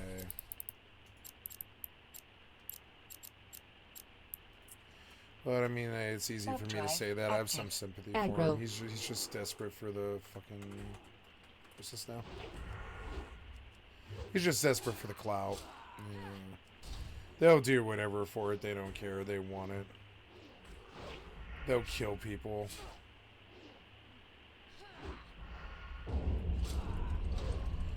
To them, it's like the social difference between them and a loser now is whether you have clout or not. Which is just ridiculous. But hey, it kind of, like, it kind of monetized popularity in a way that I actually don't mind that much. You know? From a popular person's point of view, it's actually not that bad. You know what I'm saying? Like, I don't know. Stupid, there are far easier ways to get views online. Like monetizing your fucking personality, essentially. Like power struggling, or like whatever, like power forcing, or whatever, like, or I don't know, like sussing out a power system struggle between your clout and your sway, or what. It's just crazy. It's like a little bit weird. It's and attention, it just makes people stupid. Or maybe it doesn't even make people stupid, it just exposes the stupid. And then, let's talk about business and gossip, and in fact, it's the business of gossip, because what we're talking about today is Dumois and Taylor Swift. And for those unfamiliar with Dumois, at the very least, it is a celebrity gossip Instagram account with 2 million followers. And while its bio reads, this account does not claim information published. Dumois? In fact, it has a huge reach, and anything it posts gets spread far and wide. And on top of that, it's all anonymous, right? So that's a big part of the fascination. So it really hasn't been surprising that Dumois has grown and evolved, having a podcast, publishing a novel, that novel getting adapted into an HBO show. And well, you know, people have long questioned if they cross lines with what they post. We now know that Taylor Swift's team is among their critics. Right, and this because the account has repeatedly claimed that Taylor and her ex-boyfriend Joe Alwyn were actually married, or at least had a ceremony even if it wasn't made legal. And in fact, Dumois shared that claim yet again last week, including the caption, "I will die on this hill. Put it on my tombstone. I have no reason to lie. I could give a shit what she does." Which Taylor Swift's publicist, Shree Payne, must have thought something along the lines of, "You'll die on this hill? Well, I'll meet you at the top with a knife." Writing in a post that the claim is not true and saying, "Enough is enough with these fabricated lies about Taylor from Dumois. There was never a marriage or ceremony of any kind. This is an insane thing to post. It's time for you to be held accountable for the pain and trauma you cause with posts like these." You know, with a situation like this, a publicist's call-out's actually pretty rare. So when people saw those shots being fired, they took notice. So there are others noting that while Taylor's publicist was responding directly to the marriage rumor, Publicist wars. I like it. Let the publicists tear each other into pieces. I think that'd be fucking amazing. Yeah, some stupid weird website that just lies all the time versus Taylor Swift's publicist. Who wins? Fight! Dumois also posted a message from someone suggesting that Taylor's new song is about her having a miscarriage and that loss impacting her relationship at the time. What? So people responding to that saying this is another level of cruel, saying that's something you don't talk about, period, unless it is shared. You never speculate about that. Now with all this, for their part, Dumois hit back with a sort of combative response, saying, "Well, I make $0 from lying. Can publicists say the same?" Also, to relate something that is in reference to something that happened years ago to pain and trauma after what just happened seems like a poor choice of words. Either way, I apologize to Taylor. With people there saying that it seemed like Dumois was hinting at the recent death of a fan at one of Taylor's concerts, some saying that was below the belt, others calling out Dumois because between the podcast, book, show, and definitely makes money off their kind of posts. So of course, Poor Taylor, and it sucks that she gets all the sympathy and all the love in the world or whatever. But poor fucking Taylor, it sucks. But that's she must actually probably really hate the pity. I would hate it. If you're a really strong person, pity is useless to you. And like, I'm sure she fucking hates it too. She probably hates pity. And like, she's like, fuck that. I'm strong enough to stand on my own. I guarantee it. I feel for her. You know, it's easy to take shots of them up there. Standing on that pedestal. Which is also why you have some speculating, is Taylor's team getting ready for more? With some speculating, using the words trauma and pain is so strategic because you can't sue unless there's measurable damages. Calling something trauma makes it a measurable damage. It's the first step of documentation before taking legal repression. Though again, that's just speculation. I think words like pain and trauma are used far more regularly in 2023. But for now, we'll have to see if and how things will play out. The only thing I know for sure, though, is whether it be Dumois or someone else, this will continue. Right? This sort of thing, because gossip and the rumor mill, they haven't gone anywhere. They've just evolved over the years. Whether it be more mainstream outlets that have existed Toxic for years gossip and years, train. like I remember coming up on YouTube and Perez Hilton being one of the biggest people on the internet. All these things exist and will continue to exist, and new things will pop up because there is an appetite for what they're serving. And I don't know if that'll ever change because it feels like that's just the ugly side of fandom. What's your opinion, right? You have the stories and my half-baked thoughts. I'd love to hear from you. And then, for any of you focused on getting your business off the ground, creating a place to share your homemade goods, or even a personal blog, I got a great solution for you. And it comes from, and I want to thank a fantastic sponsor of today's show, Squarespace. You know, I've been partnering with Squarespace for years now, and I have to say, it is just so easy. There's nothing to install, patch, or update ever. And creating a beautiful website with Squarespace's Fluid Engine is so easy. Just drag things where you like, no coding necessary. If you need a starting point, Squarespace has a bunch of great professional templates. You can even sell custom merch easily. Squarespace handles all the production and shipping. Plus, with Squarespace, you get access to all their marketing tools and analytics and their award-winning customer care team via email or live chat 24/7. So go check it out, see why so many others love it, and see why you're gonna love it, and start your free trial today over at squarespace.com/Phil. When you realize it's for you, just make sure you enter an offer code Phil to get 10% off your first purchase. And then, this universe is part of a foreign plot and conspiracy to overthrow the government. While that may sound like it's too ridiculous to be true, and it is very probably too ridiculous to be true, that is what the actual Nicaraguan president is claiming right now. With With all this starting late last month when Miss Nicaragua became the first woman from her country to win the Miss Universe beauty pageant. And at first, authoritarian President Daniel Ortega thought this was a PR victory for his regime, calling her win a moment of legitimate joy and pride. Then, the next day, it came out that the newly crowned Miss Universe had actually posted photos of herself on Facebook participating in the mass anti-government protests back in 2018. Protests that, if you don't remember, were violently repressed, and human rights officials say that 355 people were killed by government forces. With the government also outlawing or closing more than 3,000 civic groups and NGOs, arresting and expelling opponents, stripping them of their citizenships, and confiscating their assets. So then, when the regime's opponents discovered that the Miss Universe winner was apparently on their side, they took the opportunity to celebrate in the streets, waving with blue and white national flags rather than the regime's red and black banners. So now the government there has taken quick steps to make sure this never happens again by going after the pageant's director. With them alleging that she rigged the contest so that an anti-government beauty queen would win the pageant as part of a plot to overthrow the government. It's not just words, right? The director, her husband, and her son are now facing charges of treason to the motherland. Though there, she apparently slipped through the hands of police after she was reportedly denied permission to enter the country a few days ago. And as for Miss Nicaragua, we'll see leave Brittany alone. Because while she doesn't appear to be a particularly political figure, it's not like she used her platform at the pageant to denounce the regime, instead just speaking about mental health and the gender wage gap. Authoritarians infamously do not like anyone that stands against them at any time. So we'll have to wait and see. And then, this scandal coming out of Florida about one of its most prominent and influential power couples is at the very least a case of massive, massive hypocrisy, and at most, which is what's being alleged here, a crime. And at the center of all this, you have Christian Ziegler, who is the chair of the state's Republican Party, and his wife, Bridget, who is an elected member of the Sarasota County School Board and a founder of the right-wing national group Moms for Liberty, right, which you've maybe seen pop up in the news. Oh, God. Female Republicans. It's like Jewish Nazis. Or Jews for Hitler.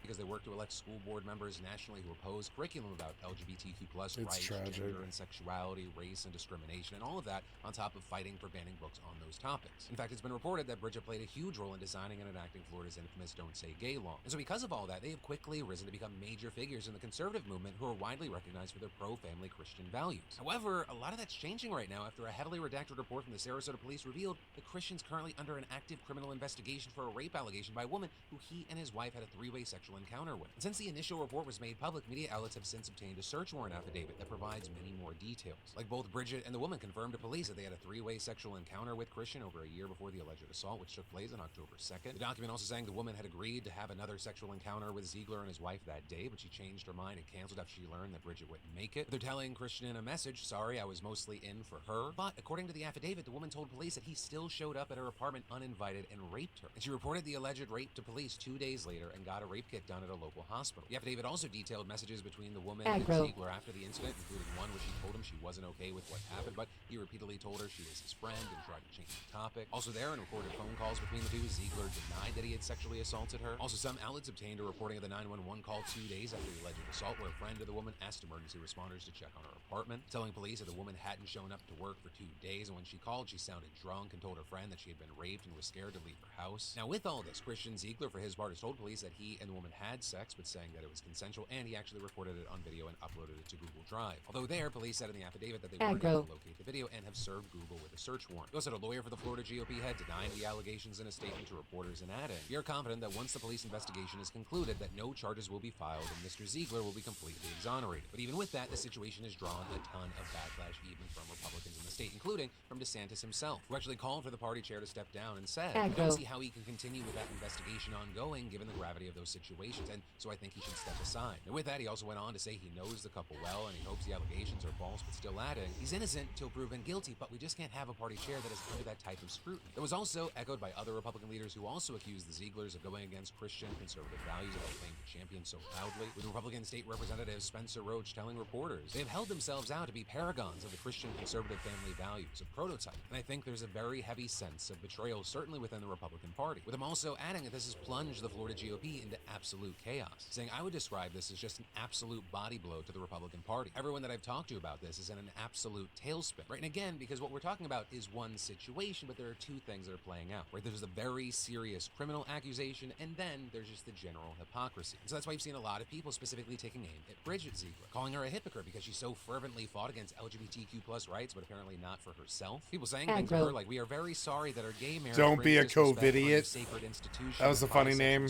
Don't be a COVID stove, I'm so idiot. glad that the Florida Board of Education has approved for Florida school libraries Mommy and Daddy and their very special friend. But with all that said, understand this is still developing. Now, as of recording, Christian Ziegler has refused to resign, saying in an email to members of the Florida Republican Party this weekend, "We have a country to save, and I am not going to let false allegations of a crime put that mission on the Oh benches my and make this process God. work." Also claiming that he's just being targeted by liberal activists and that his wife is behind me. We got a country to save, guys. We're not going to step down despite sexual allegations or anything. We're just going to stay in power.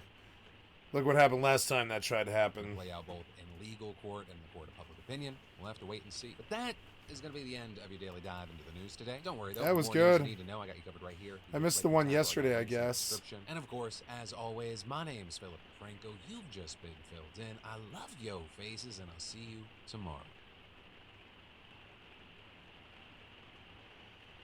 So this is the one from 3 hours ago. Oh no. No, I got all the ones from every Monday, Tuesday, Wednesday, Thursday, Friday. Wow. Okay, so I didn't think I saw the one yesterday, but I guess I did. 6 days ago, 7 days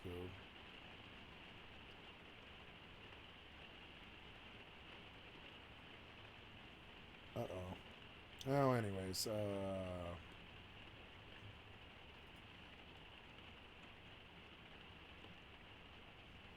oh yeah, the GTA 6 trailer dropped, yeah.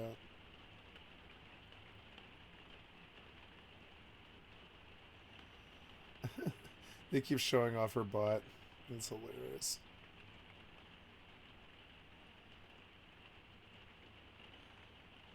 Colorblind glasses scam.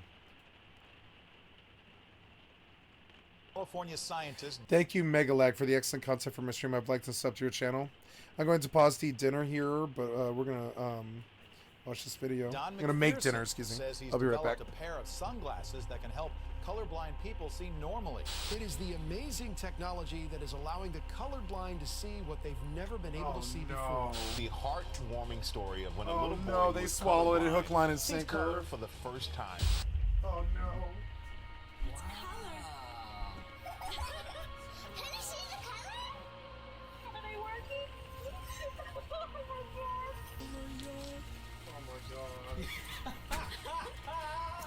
There's like oh.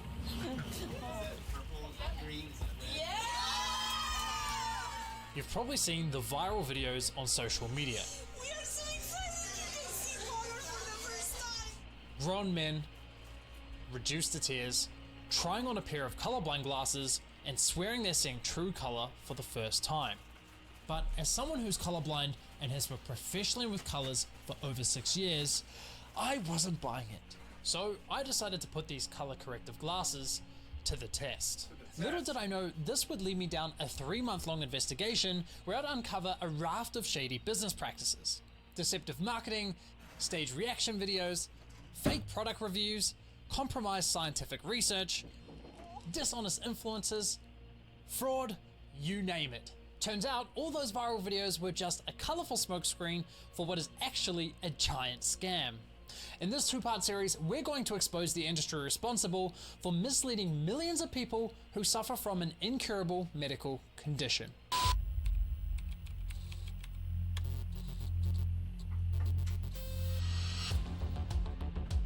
On a lighter note, if you appreciate in-depth investigative content like this and want to support my channel, I've just launched a Patreon. So if you're willing or able to help, that would be incredible. This? It's all AI. Video about that on my Patreon. Now, back to the video. In 2015, paint manufacturer Valspar joined forces with Enchroma, a company that creates glasses for the colorblind. Together, they launched a marketing campaign that would leave a lasting impact. The concept was simple. Create a heart-tugging 3-minute mini documentary where a small group of handpicked individuals would open up about their colorblindness. They then captured the emotional moment as they try on Enchroma's glasses and see a whole new world of color for the very first time. That video gets posted on a dedicated website where others are invited to share their struggles with colorblindness. Those with the most compelling stories would get a free pair of Enchroma glasses and can make their very own emotional video. It was an immediate hit. Social media was flooded with viral videos, and the media were all over it. The campaign was so successful that they raked in over 800 million views and won a gold award for best use of viral marketing. All this for a pair of overpriced sunglasses that don't deliver on their promise. But we'll get into that later. First, let's back up a moment. Colorblindness isn't always this black and white vision people often assume. I only found out I was colorblind when I was 21. I stumbled across one of those Ishihara color tests on YouTube, couldn't read all the numbers, and assumed it was a prank. That was until a friend of mine passed with flying colors. Just like that, I learned I had a color vision deficiency. But I mostly struggled with subtle or nuanced colors. For example, I wouldn't notice my skin turning red after too much sun, or a dark green car would just appear dark gray. But when it came to primary colors like rainbows or reading traffic lights, I never had an issue, so I never thought anything of it. That was until I landed a job working on TV commercials for a company called Trivago. Color became a vital part of my work. Unbeknownst to me at the time, one of my key roles was, get this, color correcting footage. This often led to awkward feedback from my colleagues who would point things out like, dude, the talent skin tones look very red. And I'd just be like, yeah, I was gonna fix that. But I couldn't see any issues whatsoever. I also struggled with something known as green spill, which is where green light reflects off a talent's skin when shooting them against a green screen. This is a pretty common issue in the film industry, and it's a relatively easy fix, provided you could actually see it. Now, while these issues were a struggle early on, I quickly found ways around it, and I've continued to work with color ever since. To me, color blindness was more of a nuisance than a life-altering disability. So you can imagine my skepticism every time I'd come across one of these viral videos where people were having these life-changing reactions. And to add to my skepticism, some of these videos just didn't make any sense. For example, there's this common theme where a colorblind person is given a color naming task. I want you to point to each one and tell me what color they are, okay? Dark green, blue, blue, brown, blue. Only to put on the glasses and... That's purple! Orange. Yes! That's red. Yes! Yes! How did you know? Yeah, how did you know? If you've never seen these colors before, how are you able to name them all the first time you're seeing them? Doesn't make any sense. And there are many examples just like this one. So that was a huge blue flag for me. And then there was also this. Boom! I got this box, and inside this box are glasses that will fix my color blindness.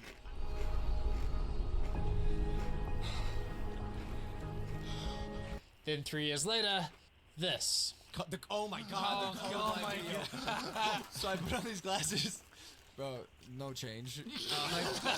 I didn't know that. Like the sky was zero. Like maybe the sky was a little like lighter shade of blue. And I had a moment in my mind. I was like, we're at the Getty Museum. I have to fake this. So I was like, who would have thought YouTube's most virtuous influencer, Logan Paul, would stage a video for views? Shocking. But even more concerning was that some influencers were profiting from their over-the-top reactions. A great example is this recent video by the creators 2 Hearts 1 Soul, a creator couple from South Korea. Step 1, boyfriend tries on the glasses. Step 2, emotional reaction. Step 3, the tears start flowing.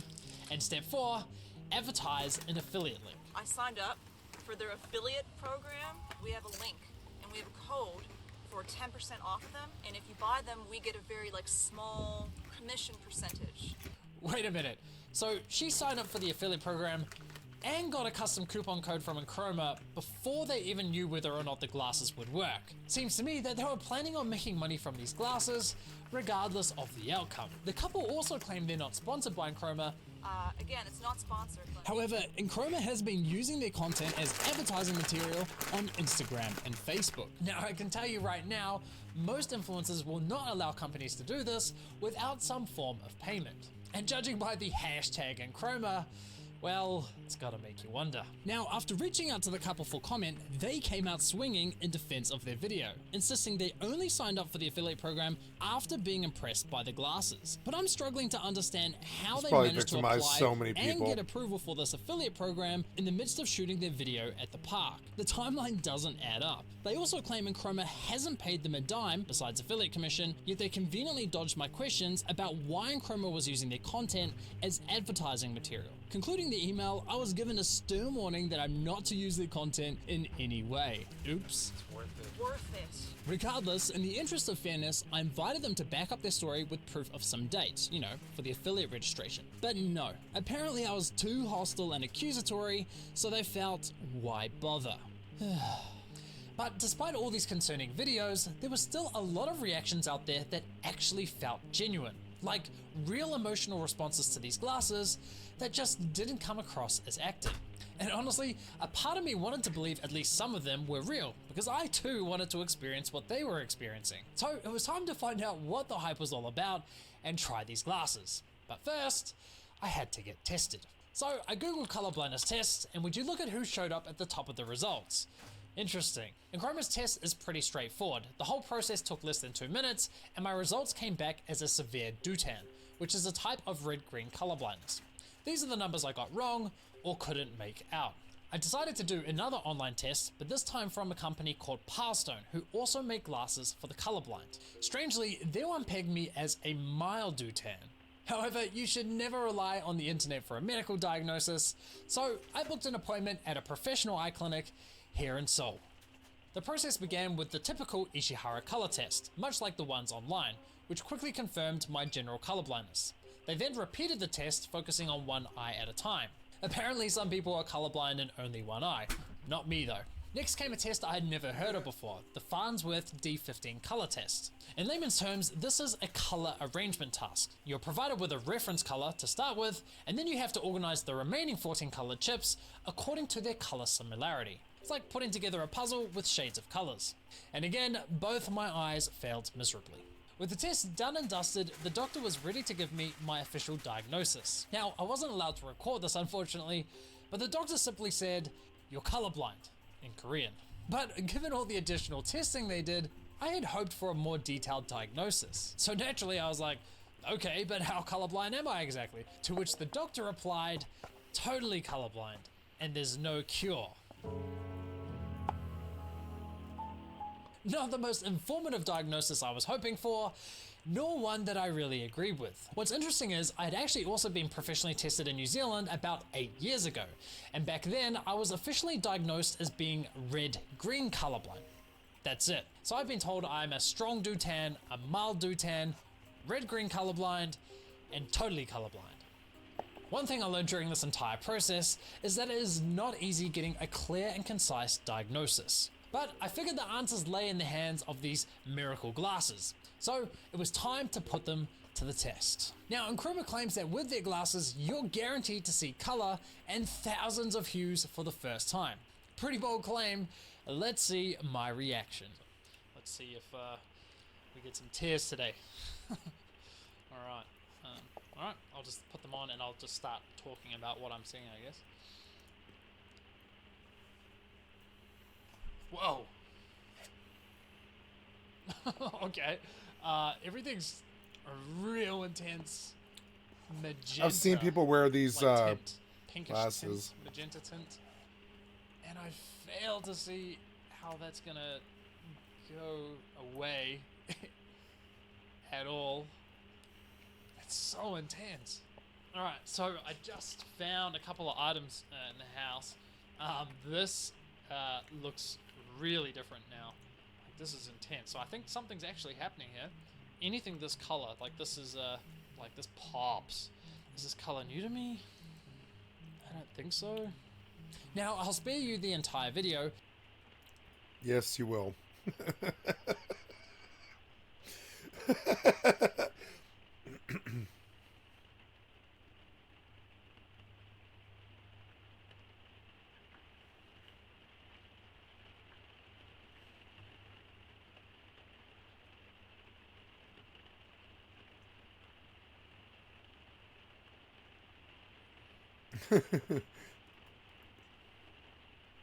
Todd in the shadows. Thank you for the excellent concert from a stream. I'd like to sub to your channel. In the gym, in the workout journey, so it feels like gym and fitness culture has actually taken over our media diet. There's another video by the YouTuber intellect James Somerton from Canada, who I think is a really brilliant person, who actually does the cultural connection of what we now see as modern fitness culture with its roots in Nazi Germany and Nazi propaganda, and the kind of bodies that Hitler thought were the most desirable, and how American soldiers look to compete with those things. And I thought this was a really interesting challenge around how we share our journeys in a way that does not continue oppressive ideologies that really are rooted in, I don't want to say just rooted in Nazi Germany, but that's where it came from. Miles, I'm happy. This really gave me language. So, hi. My name's Todd. I review music on YouTube, now for something completely different. So, through the YouTuber grapevine, yes, we all talk, I heard that H-Bomber guy was working on a piece about plagiarism, including a segment about a YouTuber named James Somerton. Fantasy contains a possible critique of dominant heteronormative culture, as well as allowing for a proxy to exist. Somerton is a gay YouTuber. He covers a lot of queer media, history, theory, stuff like that. Somerton had gotten into some minor arguments on Twitter with people I know, and that's how he got on my radar. So when I heard about this, I started watching Somerton's stuff out of curiosity to see this, to see all this plagiarism for myself. And I did catch some of it, but I was struck by something else entirely, which was his tendency to just straight make shit up. And I'm not talking like flubbed facts or sloppy analysis, or even that he was spreading bad information from bad sources. I'm talking really wild, made-up shit that he pulled directly out of his ass. And over the next 6 months, I don't know why, but I just kept watching his stuff, collecting his crazy, fake-sounding facts, and doing a lot of research into him. I fully admit that's kind of weird, but I was just fascinated with what crazy thing he was going to say next. I didn't even know what I was going to do with this information, but I asked H-Bomb if he was going to be covering any of it, and he told me he was mostly focusing on the plagiarism. And I agree that that is pretty serious. But Somerton has also used the credibility he got from stealing people's work to spread some really wrong information in the world. I hesitated on saying anything about this because Somerton is not the biggest YouTuber in the world or anything, but he's certainly not nobody either. He's about as big as I am. He has a decent-sized following, and more importantly, he has a lot of respect among that following. You just heard his ideas being repeated on DeRay McKesson's podcast there, so serious people do take him seriously. And considering the severity of the things he said, I just feel like the record needs to be corrected on this. So this is just a straight, just the facts debunking of every untruth I saw him spread. I hope H-Bomb doesn't mind me piggybacking off of his video. I didn't consult him on this or coordinate it with him, except that he asked me to let him publish his first. Which is fair, he had this idea first, I wasn't trying to scoop him on it. For all I know, he's going to cover all this himself, and I did all this work for nothing. Which honestly, I am fine with. I've never done a video like this before. I don't love it. It stresses me out. But if H-Bomb doesn't cover this stuff, I want the truth to be told. And if you watch this video all the way through, I hope it's clear why I felt like I had to make this. So, without further ado, I give you the sound many really nervous. bullshit claims of James Somerton. Number 1, gay porn invented Skype. A conglomerate of recording specialists in the mid-90s to streamline the display of photos online. I caught this on his other video. The ability to stream video. That is incredibly gay. Technology that I watched this on the other video where he kept saying stupid shit like that. The Skype was created by a gay film production studio, and I was like, that didn't sound right, but I didn't catch it the first time. I heard him say that, and I was like, wait, it never occurred to me how dumb that sounds. Yeah. And YouTube. European gay porn studio Bellamy was the first company to stream live video over the internet, creating a whole new industry of webcam sex shows. In 2003, wow, their streaming cool. technology was bought by a small telecommunications startup called Skype. Okay, we're going to start with the easy one. You can just look that up on Wikipedia. It's not true. Not true. Skype was invented by some of the people who made Kazaa. They have no connection to porn. Also, the gay porn company Bellamy definitely did not invent live streaming. They didn't even have a website until 1999. Gay people invented Skype. I'm taking credit. he's like, the gay community made Skype. I mean, like, it's weird when you learn who did make Skype. You're like, yeah, that makes about as much difference. But why did you lie? Live video definitely existed way before Aggro. that. And just in general, to the extent that porn did create the internet, it seems obvious to me that the much larger straight porn industry would be leading the way on this. Yeah. J.K. Rowling once said you could magically gender transition at Hogwarts. In 2014, J.K. Rowling stated very clearly that gay, lesbian, bi, and transgender students could, of course, attend Hogwarts. She even said that they may use magic to help deal with gender confirmation. She didn't use those exact words, of course, instead clinically stating that one could use magic to change their genitals, but the meaning was still there. So it's no wonder her being a TERF came like a punch to the gut to so many. Wow, what a wild turnaround from J.K. Rowling, huh? Okay, this is Aggro. probably obvious, but for the record, the first part of that quote about LGBT students being welcome to Hogwarts is real. The second part about changing your genitals is just obviously not real. If it was, you'd have already goddamn heard about it. It'd be the only thing anyone talked about ever. And if I'm wrong, and you managed to dig up this phantom quote, please tell me. In fact, if any of these claims turn out to be real, just let me know, and I'll clip it from the video with the YouTube tools. And if you see any missing numbers in this list, that's what happened. Anyway, Aggro. 3. The reason Hitler murdered Ernst Röhm is because he was fat. Furthermore, due to the fact that a fat German man spat in the face of their master race propaganda, there was a precedent for punishing those who did not conform to these standards.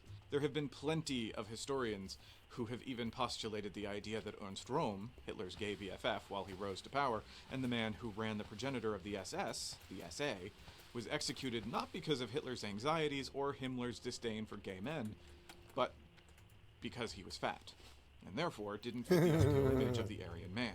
Alright, this event is called the Night of the Long Knives, where Hitler ordered the execution of Nazi party member Ernst Röhm and all of his allies. And the reason for that was just good old-fashioned power struggle. It wasn't because he was gay, although Hitler did use that as an excuse. And it certainly wasn't because he was fat.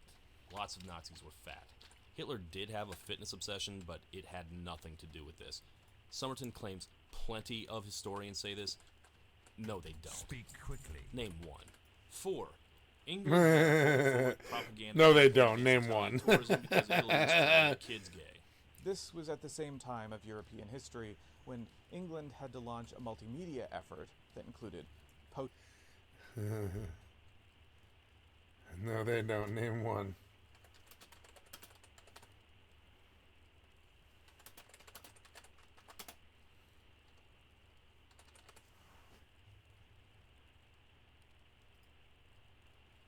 No, they don't. Name one. Anglican church missives, fiction, and even Victory spreading via for word of mouth. Sylvanus. Not to send your boys to Italy.